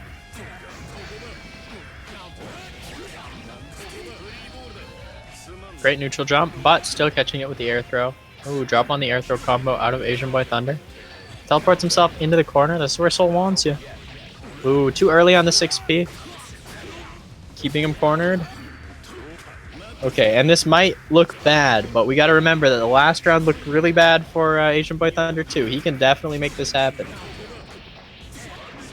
Ooh, but just barely taking it with that combo. Exkel. Back on the board, and his burst is coming back this round 3. Great 8 JH. Knocking him out of the Bandit Bringer. Both of these players really just playing the neutral. Soul might not have the full range of movement of some characters, but he's still going to show off the mobility. Oh my gosh, and the burst throw. Taking his soul right now. Opening up the neutral with that, and reacting a little bit late, getting counter hit by the Bandit Bringer. Gotta look out for that. Tries for the Gunflame fake again. Not gonna fall for the late media this time, but does get opened up by the Grand Viper, and after wasting all that meter on Bishop runout too, you're not gonna have the option of dead angle here. You are going to have to sit in the corner. And Exkel getting his burst back right as he kills him too. That was very strong way back into the round for Exkel there in round 3. Playing very solid. And going into game 2 here. Definitely not over yet for Asian Boy Thunder. They're both playing really well. Ooh, gotta look out for that 2S into the Fafnir. And that 2P confirm is always so funny looking from Soul, but I do believe that that is a burst safe route. Trying to bait the air tech, but just gets clipped anyways. There's the stun. Misses his instant air dash. That's a super jump instant air dash. It's a pretty hard conversion there. Bring him to the corner. No techs out of Asian Boy Thunder. Oh, but just waiting out the blitz. Flipping him low. Oh, and that's a good trade for Soul. He's just going to stand there and block. There's something about just standing still after you win that's just so funny. Counter hit Bandit Revolver to open it up. A very odd situation to open the round. No instant throw from Exkel there, instead opting for the pressure. Okay, this is what you want to see as a Venom player. Baiting out this blitz, but no real Oki able to be gotten off of that. Bandit Bringer using the 2D to go under it, of course. That's one of the first things that he taught me, was that you can just low profile the Bandit Bringer. Oh, really trying to fight his way in with that 6P. It's just such a wild Soul. Ready for the Bandit Bringers now, though. IBing it. Tries to get the conversion off the Kadakaro, but not going to be enough hit stun off of that Carcass trade. Oh! Baits it out, but then air dashes back into it. That's the classic with Bandit. Sorry, Grand Viper, isn't it? No, great conversion out of Exkel. I think he went for a burst bait or a tech trap there, but he didn't have burst, and he certainly didn't tech. Riot Stamp to chip him out. 2-0 for Exkel. Well played. Asian Boy Thunder, of course, having a good showing at this tournament all the same. But just the soul. He's been working so hard. Grinding. Very impressive. Well played by XCal. Well played by Asian Boy Thunder too, but that might sting a little bit. Awesome. So next on the stream we have Nagai versus Zach, which if Nagai sticks it out, we might be seeing another Johnny Mirror. And if I'm correct, we did see the Johnny Mirror here at our last online event, did we not? Yeah, I don't either. I think we did.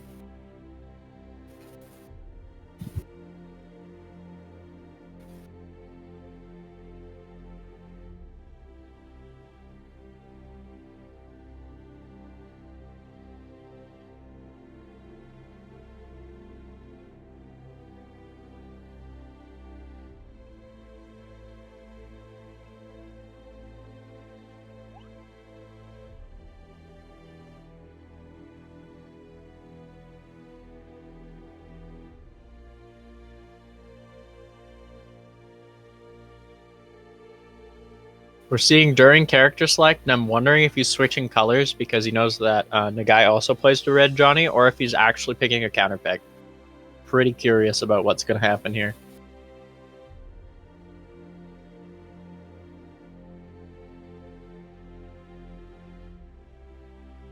Nope, it was just a color switch, I'd imagine. So we're just waiting on Nagai.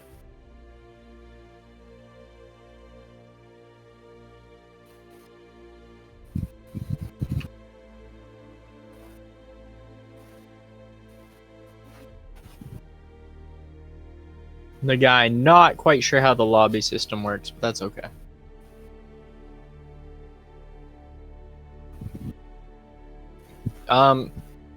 The guy asking about colors. I do believe that we just had Zach switch colors on the stream, but I don't know. You can just play whatever color you want. 4 by Nagai. Oh, this is what the legends foretold.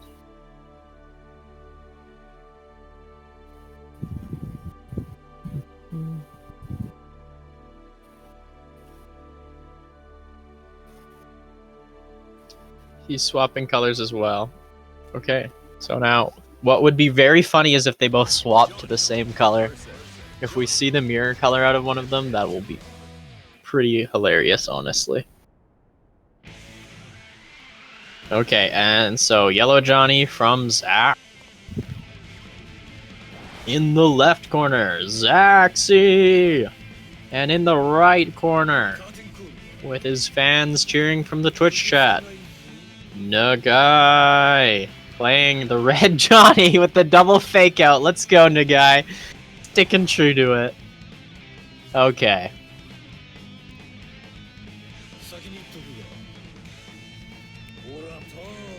Perfecto. Ketchup versus mustard.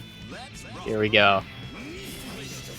And seeing some great Johnny neutral right out of the gate. This is what we came here to see. And unfortunately, Zach is the first person to be hit by Mistfinder. Not a good look in the Johnny mirror.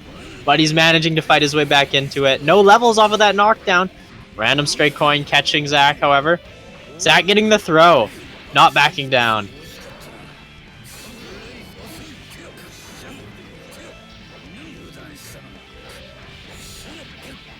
Going for the nice throw combos. Unfortunately, barely missing that. Zach going for the knockdown. Getting level 3 first. And immediately spending it. No confirm off that counter hit 5H. But here we go into the corner with the big confirm. Dropped, but keeping the pressure. Minus off that JD on block. And the throw from the guy. Gonna bring his him into advantage. Putting himself deliberately in disadvantage in order to use that YYRC later to bait him in. Oh, and this is a good confirm from Zach.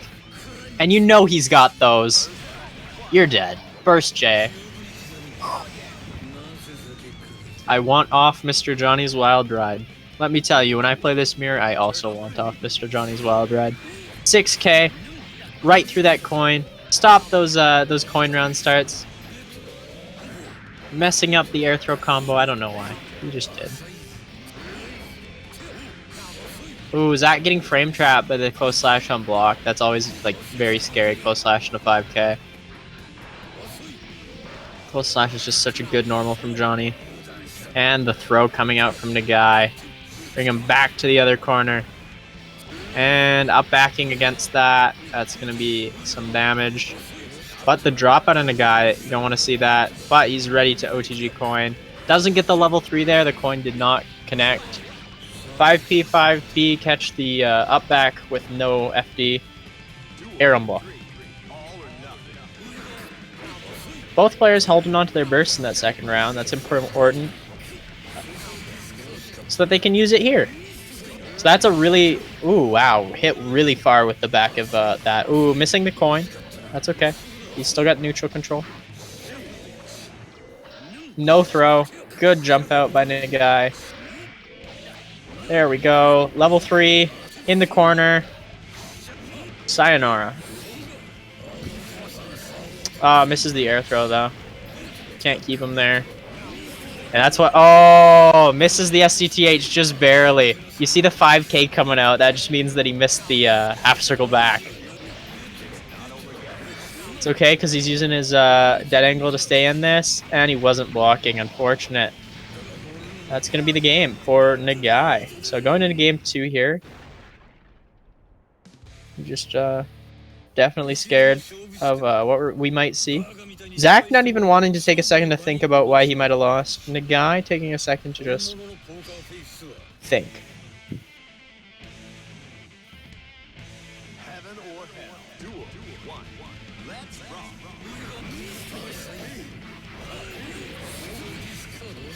Okay. And so Zach playing slow. He's walking a lot. It's good to see out of a Johnny player. Good patience. And a great knockdown in the corner. Here we go, level 3. Trying to bait something out by just empty jumping right in his face. Oh, to be Johnny and to just walk and be the scariest character in the game. That was the weirdest confirm. Whatever, he gets the spaghetti combo. And reject into low on your blitz. Nagai.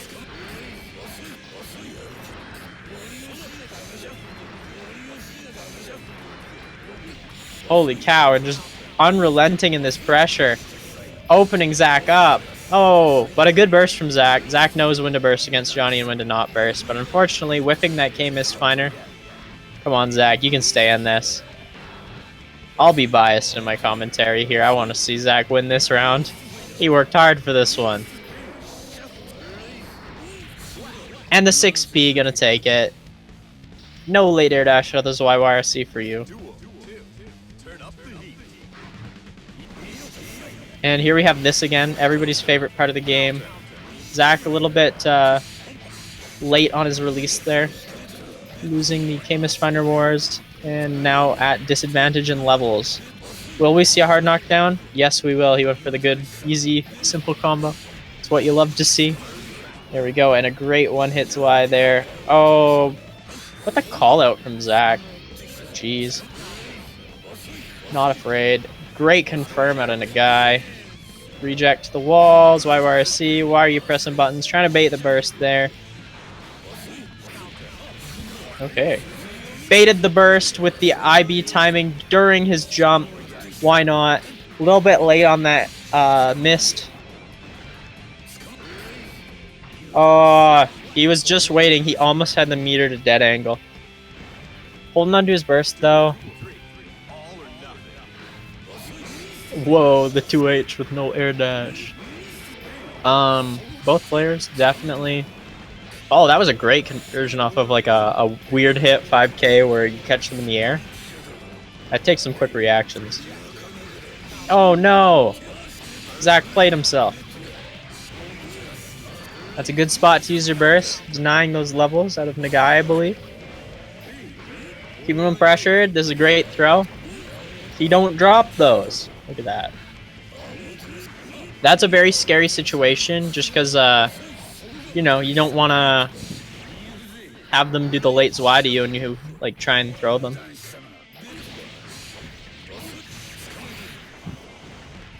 Oh, a double coin! But the drops? Okay. I don't know what's happening anymore, and that's gonna take it. RIP to Zach, but it was a good run. Making that upset. Over Keep on Rockin'. And it ends here with some good Johnny Mirrors. Well played. And congratulations to the guy who's moving on in the losers bracket here. And coming up next, we have XCal versus Asian. No, wait, sorry. Wow. I messed that up. I believe we have winners finals coming up now, right?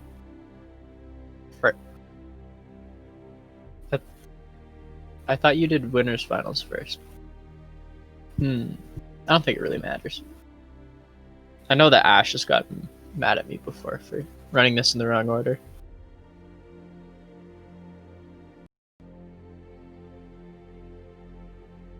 Nagai still in it, repping the losers, moving on to losers semis. So next we have Freyheit and Justice, winners finals on the stream. Get to see who makes it into grand finals on winner's side.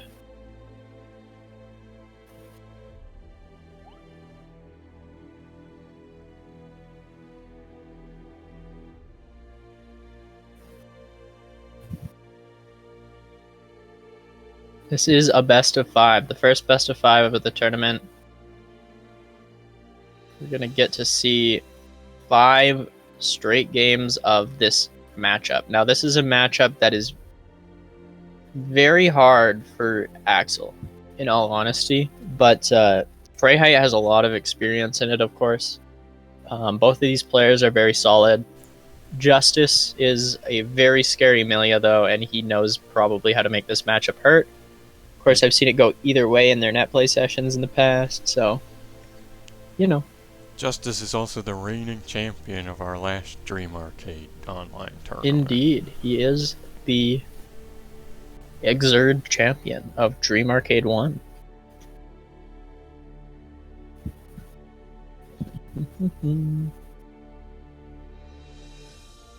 So we're just waiting on Justice.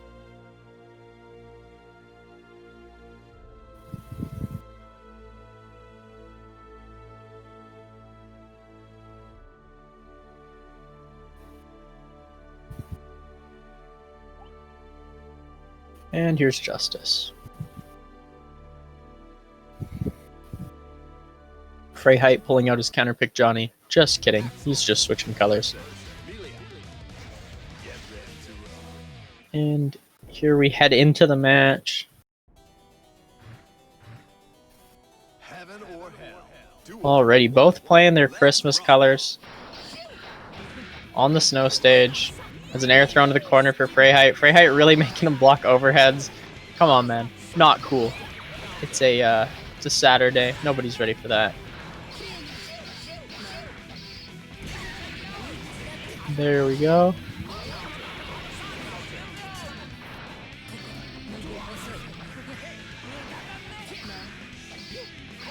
Just guarding that pin. This is not a good start from Justice for this round. Okay, gets his pin back. And once again, that anti-air 5P, just getting Justice so much mileage. He's so good at using that button. Getting out of the corner with that. No conversion for Justice off the punish. And back in the other corner. Okay, here we go. We got the... Oh! And the OTG. I mean, you die or you die. If you tech, you die. If you don't tech, you also die. No way to win against Axel. Unbeatable. No counter hit there, so doesn't get the conversion. Instead opts for the tech trap, catches the tech forward with Ghost Slash. There we go. Bringing him down with that Bad Moon. That actually knocked down. Leggy Ben 10. Hitting the rolls. Okay, there we go. H-Disc. Karas up. He loves that piece of Oki. And hard knockdown with the Bad Moon. Fuck you, get out of here. Here's my Ben 10. Bring him to the corner. Trying to catch the up tech. What's up, dog? Nothing much, you dog. Not gonna fall for that twice. Or I don't know. Maybe you just blocked in a random direction. You can never really know. Milia is broken. The pin beat the chain. That's not fair. That's not right. but all the same, taking the round, looking solid. But Freyheit seeming unfazed in this difficult matchup. That late jump in JH, very scary. Looks like it might be an empty low, but nope, just a jump in. I kind of zone out whenever I'm getting Oki'd by Amelia, and then I'm just like eating every possible Oki as I block in random directions. And the Amelia round of Legend, because Freyheit spent his burst on the last round right near the end. Hard to see. It's okay. He has like 2 more games to lose. He's got this. Just gotta make his adaptations. All the same, Justice looking dominant in that first game. Ooh, late air dash. Here we go, good throw punish. Corner to corner. Good burst out of Justice. Freyheit trying to cover the dash forward. Once again, just getting pinned whenever he tries to draw chains. Good air throw. Low air throws are his specialty. And that 6H, it's so scary. Like, it's just good. Such a high reward tool for Axel. Honestly, pretty low risk. It's pretty hard to anti-air.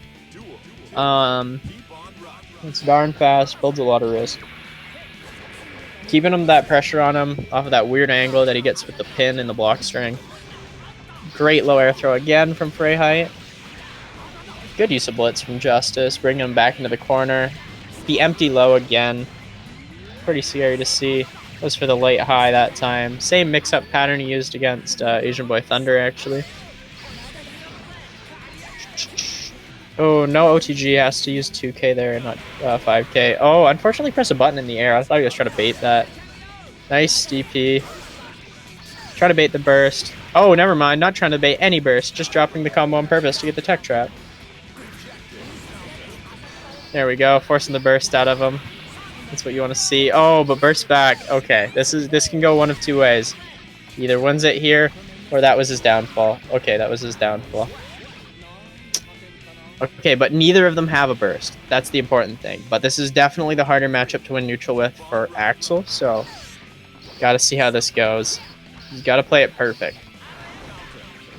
Justice looking to close this. He's like a shark. He knows what he's doing. He plays it precise. But he's getting a little bit stuck in the air, right above those chains. Can't really get in. All of these trades are adding up for Freyheit over time. Getting a big bomber loop there. No bomber loop, but tries for the air throw on the tech. The delayed tech from Milio, of course, not giving that to him. Converts into the Oki. Great blocks out of Freyheit. Freyheit up backing out, but once again that 5P coming into play for Amelia. Late air dash high. Both players getting their burst back. Okay. Great gold burst out of Freyheit. This is what you want as an Axel player. Just all that meter to work with. Instantly spends it all. Fuck it, counter hit setups. You get hit once right now, you're dead. You have so much risk on you. Never mind, because he hits him with a move that he can't convert. Love when that happens on commentary, and that's going to be the game for Justice. Freyheit really working hard, though. He has 1 more game to lose. Still stay in this. Still got the loser's bracket ahead of him. Don't lose hope yet. Whoa, that's quite the prize. The game has changed. Dang. So they're both taking a second to think.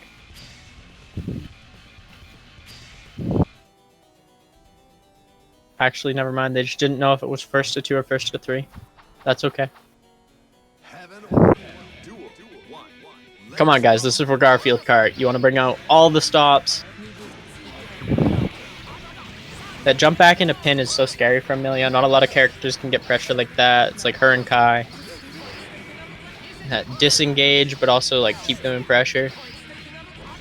Oh, but just over top of the up follow-up.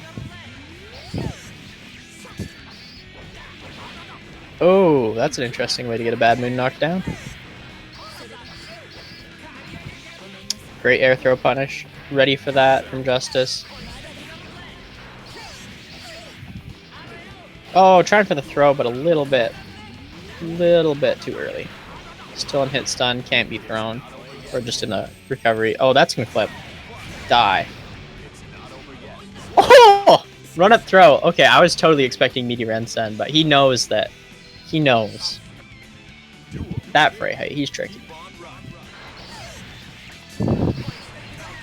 The very back side of that catching. Here we go, into the corner. Okay. Freyheit getting the knockdown on. And I like that burst. This is still his round to take. He still has lots of time to kill in this round. Oh, but the pin trading with that Rensen, getting rid of that projectile. Fuck you, get out of here. Eat this DP. And Amelia players love mashing back in H, but rarely does it pay off for them. There we go. Good trade for Justice there. What a great conversion. Unfortunately dropped it at the last second. No air dash. 6H going to take it for Freyheit. Freyheit back in this. 2-1 for Justice still. Yeah, it was pretty sick. Some great offense from Freyheit. This is not an easy matchup. Same can be said for Justice, though. He's playing very well.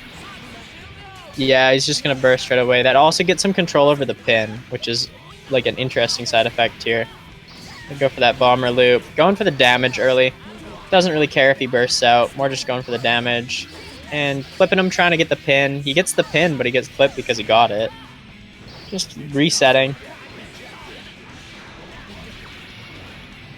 Oftentimes, Freyheit looks like he's dropping combos, but he is definitely intentionally going for those resets.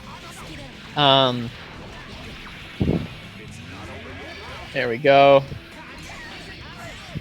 If you're going to make your mix-up not hit at the same time as the ring, I am going to dead angle the ring. That's what Freyheit's saying. So it'll be interesting if we see an adaptation from Justice and we stop seeing that. Oh, the Far Slash. Flipping him. Great air throw. Bringing him to the corner. Just keeping him locked down.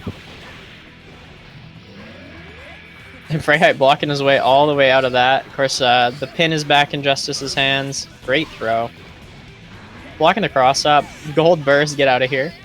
This is what you want as Axel, is a bunch of meter. Of course, she still has burst.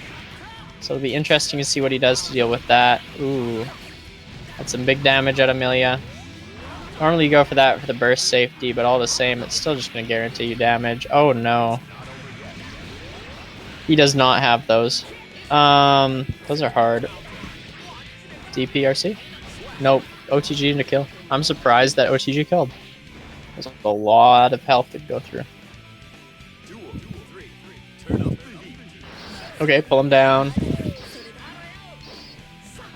So this is a pretty big match here. Whoever wins this round could be the last round that Freyheit plays in the winner's bracket. Oh, not such a great burst, but all the same, didn't get punished for it directly. But that's not so good. The pin winning in against the Rensen. Tries to block the cross up that time, but Justice mixing it up. Justice not falling for it and teching into it this time. Usually falls into that. Oh, but the drop on the Bad Moon route.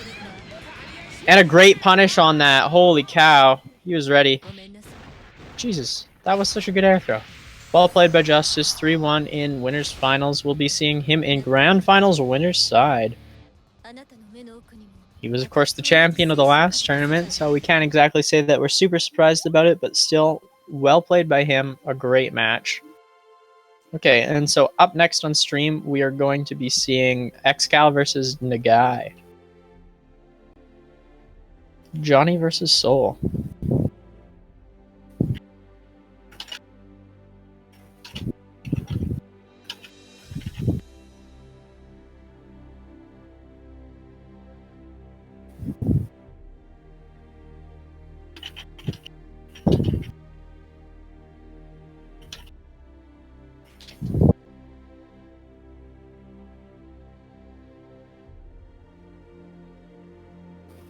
Alrighty, so now we have Excal versus Nagai, and remember, we have that Garfield card on the line, so we better see some good matches out of this.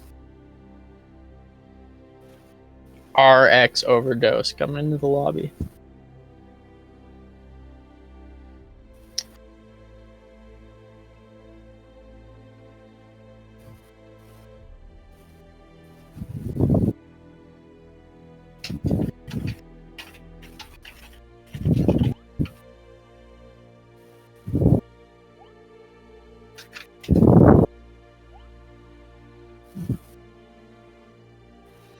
Okay, and we're moving into losers semifinals here. We have both players just spamming some lobby quotes. XCal, who posted his pink square maybe like 2 minutes ago, no longer has the pink square. Trying to flex it, but then he doesn't have it on the stream. I don't necessarily believe that he had it. Alrighty. So I've already commentated this matchup once at this event, so I'll spare you guys explaining it. But as we get into it here, we see a lot of mobility out of Nagai. He's really playing, and interrupts that like third Fafnir with a 5k. Oh, but instantly converting into the pressure into the wild throw. And he's getting that. There we go. Johnny's so fat in the air. Oh, and YRC to counter your YRC. Get out of here. Bring him to the other corner. DPRRC.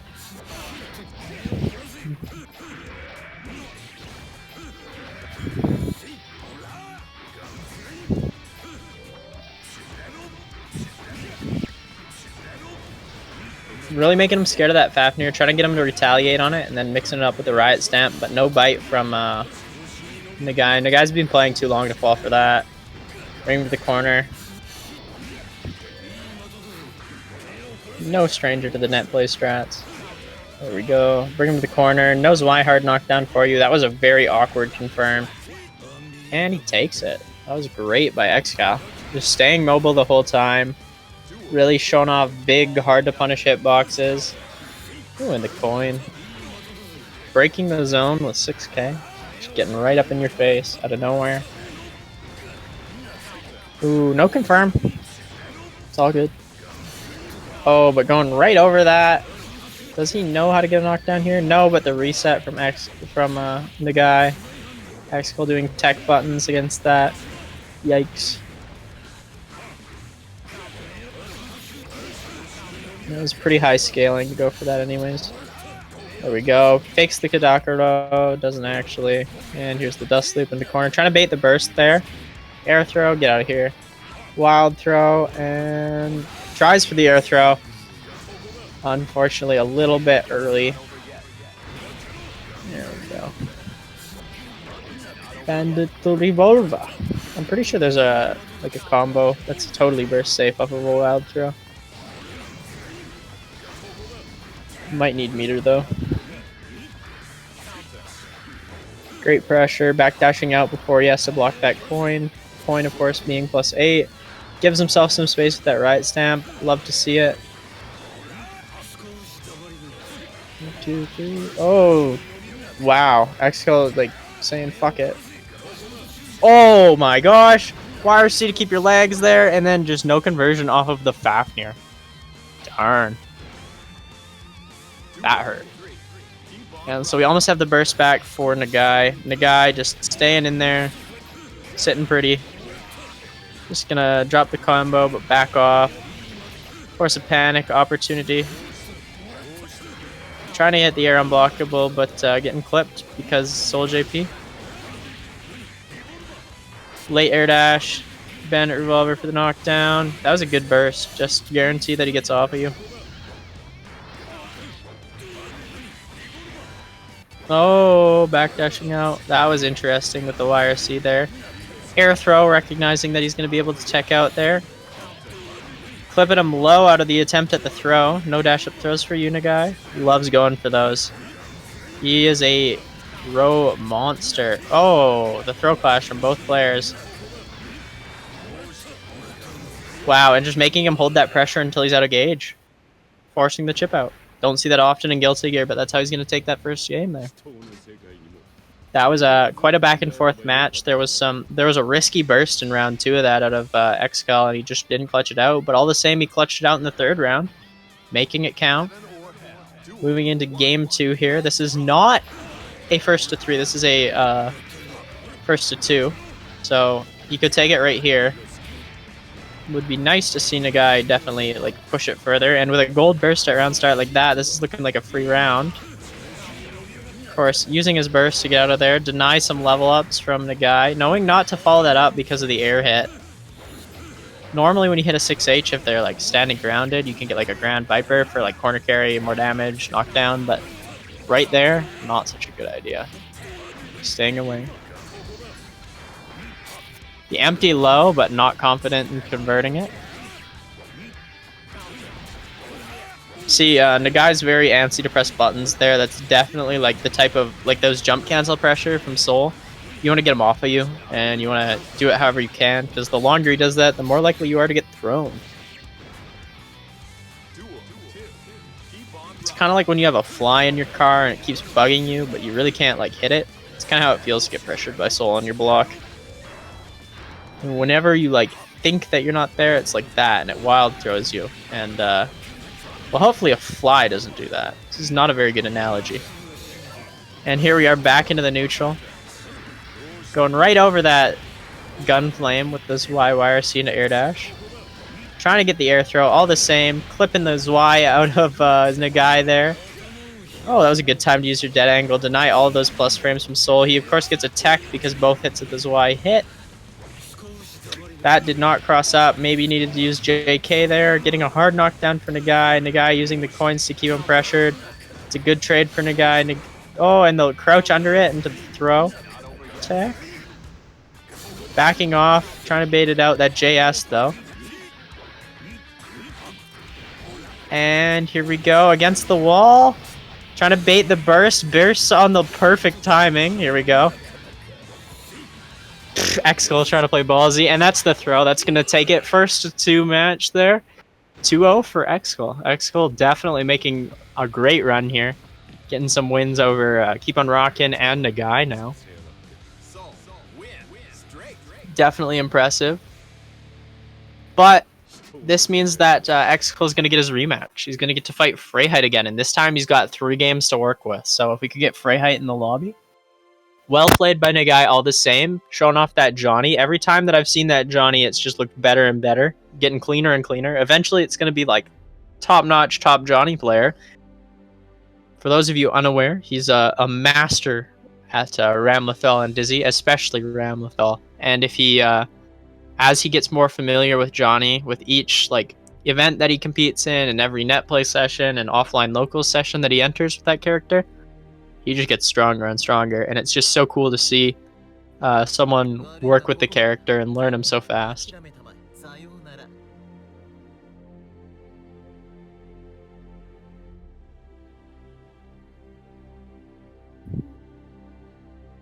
So we're going to be seeing this matchup again. And Exkul might be a little bit nervous for this one. He's got his run back though, so let's see if he has any reads that he's going to bring through to this match that he might have developed in the last match in the winner's side.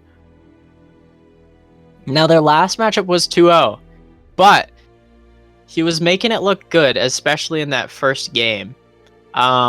So with another game to work with, maybe he can make the adjustments he needs.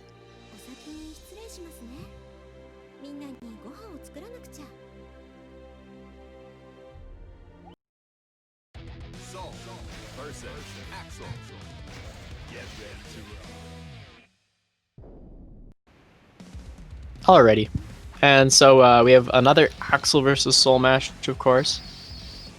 The classic.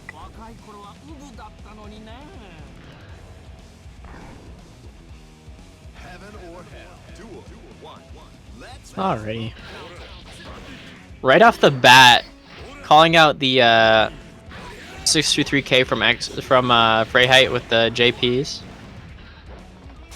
That was a very weird and messed up Oki situation. We're running into that far slash, but he's getting over top of the that now. Great conversion, but after the RSC kind of losing dust. Baits out the DP, gets the wild throw to punish, which is kind of interesting and funny. Throw reset on the tech. Tries to bait out a button or some kind, but Freyheit just doing nothing and then air throwing him for that. Double jump. Freyheit up backing. Nice, got the air throw that he was looking for. They're definitely both cooking. There's been some nice air throws in this match so far, some good callouts. We'll see what happens next. Unfortunately, sometimes that's how it is when you take a gamble. But sometimes that's how it is. Control back into into Exkul's grasp, baiting out that DP. Oh, but You can't bait out every DP, can you? Gonna have to see if he can show us he can. Here we have a full stick of butter on X-Skull, spending half of it, and there it all goes. Unfortunately not going anywhere. But this DP into the corner, good sign. Oh no, that is not what you want to see as a sole player. Forcing the late burst to the X-Scal because that Blitz did take so much of his burst. That just... the time dilation there made it so that the DP never came out. That was whack. Game 1 on the board for X-Scal, and of course this is losers finals, so it is once again a first to 3, just like the winners finals. So interestingly enough, the player waiting in grand finals is a Milia player, of course, and Milia has a notoriously challenging Soul matchup, but her Axel matchup's definitely more of a struggle for the Axel player.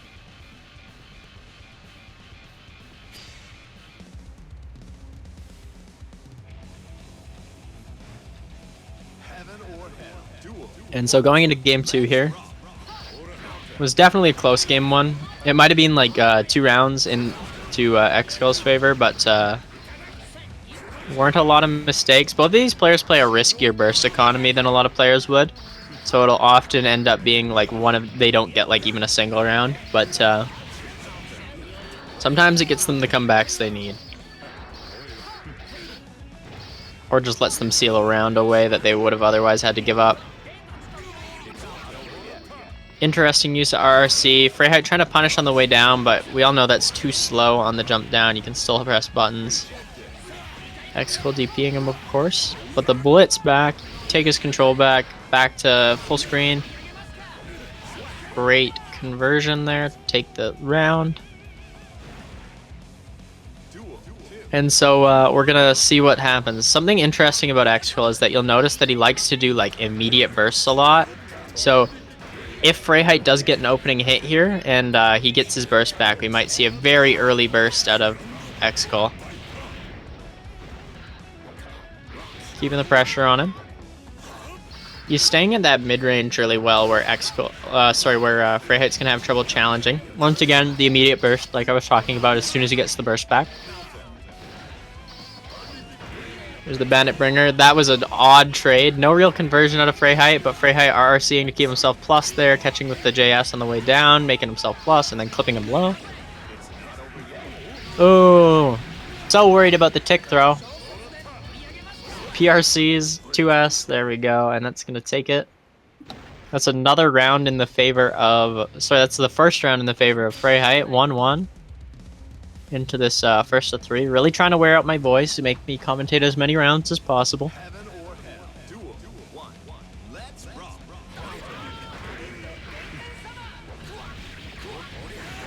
Interesting conversion. The Black Beat, of course, letting him hit that 5k. Ooh. I thought that was going to be a blocked burst for a second there. Once again, X-Skull, of course, loves his early bursts like that.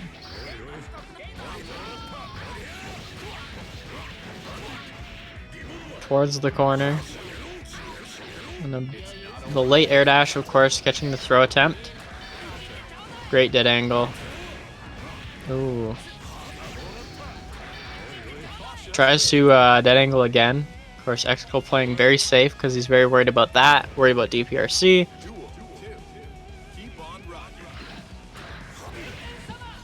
That was a weird situation. I don't know how to comment on that. That was a really cool conversion. I've never really seen that type of conversion before. That was so funny to counter hit JH into that. Low air throw, the specialty of Freyheit. Bomber into neutral. No tech out of X-Skull. He knows too good. He's played this guy before. That was not so good, but also, what? I don't know what's happening anymore. I'm not going to commentate this round. I think we're just going to let it speak for itself. The risky situation for both. Oh, burst, late tech. I like the late tech there. It forced him to not get the air throw that he was trying for. Trying to catch the air movement. Oh! Come on, next hit wins. No, he was just late. Oh. Come on, Freyheit. Don't play with my heart like that. He has old man reactions. He can't react. react. What's a reaction? Okay, so it's 2-1 for XCal here. Yeah, Jack having a very strong showing in this tournament. This is his demon too. More so than anyone else, probably. Returning to the lobby for a brief second. I don't know why. He probably just took too long to hit the button.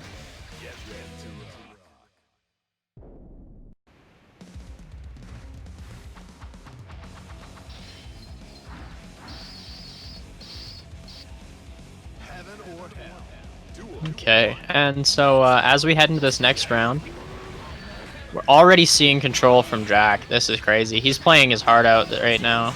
Early burst from both players. Both of these guys want to play as much as possible. They aren't holding any Oki today. If they wanted to hold Oki, they'd play an Oki character. Here we go. These characters have dragon punches. There is no Oki in this matchup. Okay, and here we go. Against the wall. Into the juggle. Did not have burst there. Ooh. Both players sitting on a lot of meter, so this is looking to be an exciting end of a match. That was weird. Converts into the hard knockdown. Full damage combo. Okay. Keeping him against the wall this time. This is looking like a complete reverse of the start of the last round. That was a weird conversion for sure. No punish, of course. Too far away for that. Right, stamp on block. Going for the DP that time. There's been a lot of jump backs out of XCal today, and last time that he did a jump back against Freyheit, he of course did get baited. Ooh, baits the super with the Gunflame YRC into block. Very cool. That was a weird back hit of 6k. Keeping him right down to the ground. Cornering himself with that and not getting an opening even. Once again doing it, showing that he's not scared to do it over and over. XCal really wants this Garfield card. Yeah, I think it's the Garfield card is motivating him so much. Okay, so we have the burst out of Freyheit. He might need to use it. Oh no, but he's not going to get to. Did not FD that last Gunflame. 3-1 in losers finals for Freyheit. For XCal. XCal making it into grand finals on losers side.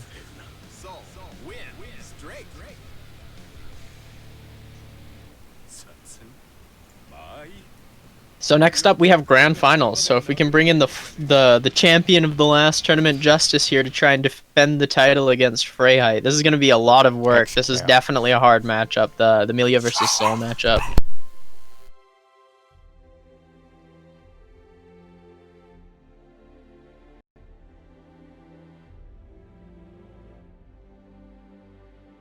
You said Justice versus Freyheit again. Oh, I meant to say Justice versus XCal. My bad. I can't read. Bedman for grand finals. Who the heck would go Bedman? Come on, guys. Be realistic. Tell Doug to win next time. Then you'll get Bedman in grand finals. So here we have XCal taking a deep breath before his grand finals match here. He's taken some big names to get here. I fear my time has come. I shall see you next time. Okay, he might not have the most confidence going into this, but I'd like to see what he can do. This is definitely a hard matchup for Milia. And but Justice is a very well accomplished player. Plays a lot of net play. You did indeed get pooped on, Freyheit. Good showing though. He has surpassed you. I will buy Canadian Jack's t-shirts when he makes them. So already losing the burst in this first round. This is not a good look for Soul. XCal playing a little bit panicked, might have to calm down. In the Oki zone against the Oki drone. Here we go, gets the knockdown here. Okay, I don't know what he's doing with Secret Garden. He just had, sorry, not Secret Garden. Chroming Rose. There's the Secret Garden. And that's gonna take it. I guess he was probably going for, like, he needed the ring, and he wanted to do ring into, like, TK Bad Moon or Hair Car to get the loop started. That's the easy starters for it, for sure. Yeah, it's not a good showing for Jack so far in this match, but he definitely has time to bring it around. He's, of course, a first to 3 here in Grand Finals. But Excal, of course, is going to need to win 2 whole sets against this. He's going to need to make some adaptations fast if he wants to do that. But baiting out the blitz, bringing him to the corner. Here we go. That's crazy. That's an awful lot of damage. Bringing it back, though. He's got control of the neutral again. Oof, and the 5k clipping him.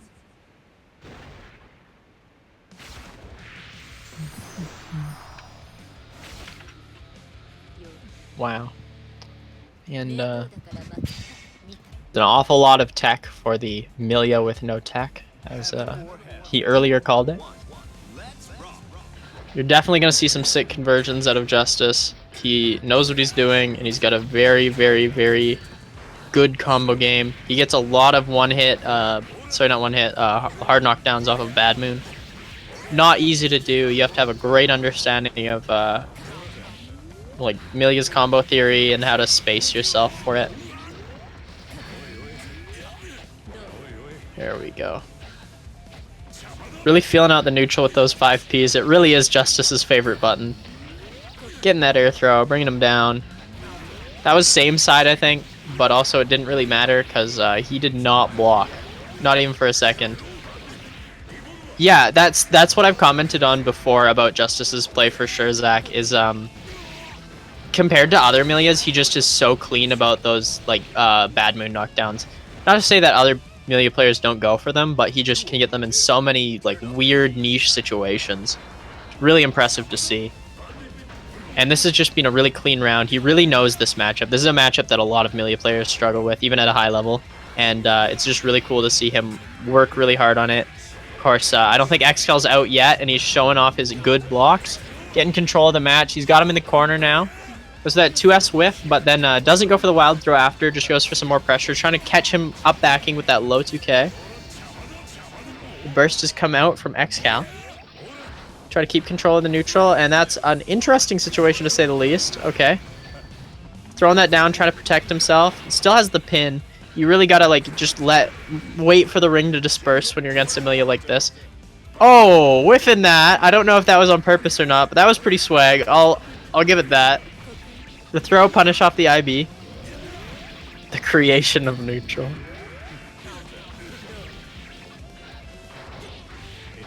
Here we go.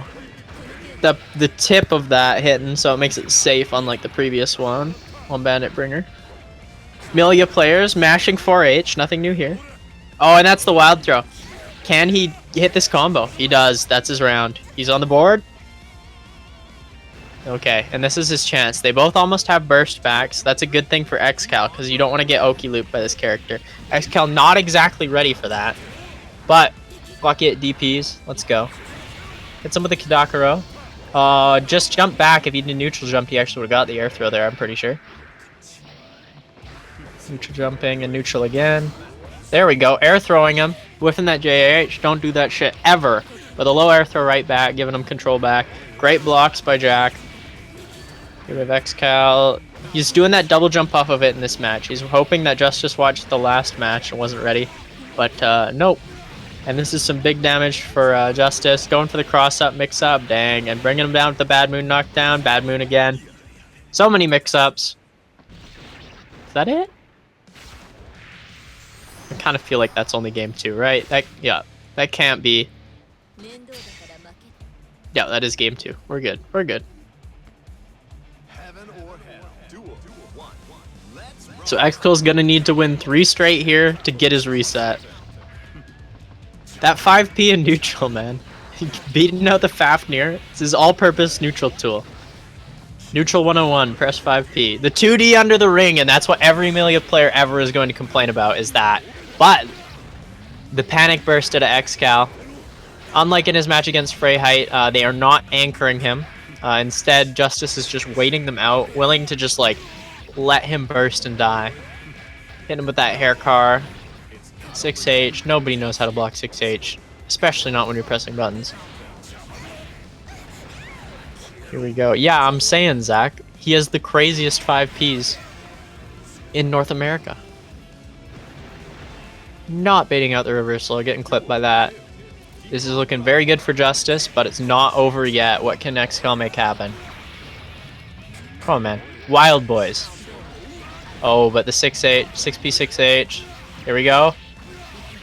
Missing the pin. It's almost like Justice does better comboing without the pin than he does with the pin at times. Of course, none of those Milia combos are easy. It's a great conversion here. Needs to burst that. XCal getting out, of course. Oh, just too far away. She's so slippery. Mashing 5P, and that JD is going to take it. Well played by Justice. Justice once again showing you why he's the reigning champ, and once again becoming the champion. This time winning his prize of 1 copy of Garfield Kart and earning his pink square. Poetic. Congratulations to Justice, and well played by XCal. Certainly a great tournament for XCal all the same. Yeah, it was a good match. Yeah, Justice is just so impressive. He's such a clean player. Thanks for watching, everybody. Make sure to give the stream a follow, as well as the official Twitter. If you aren't in our Discord, make sure that you join it so that you can get updates as to when we run another event like this. Special thank you to our main man, Alex, of course, for putting on this whole event, running the brackets, getting this awesome stream layout on the go, and of course streaming the whole thing. Thank you, Chris. No problem. It wasn't perfect, but hopefully it was okay. Looked pretty great.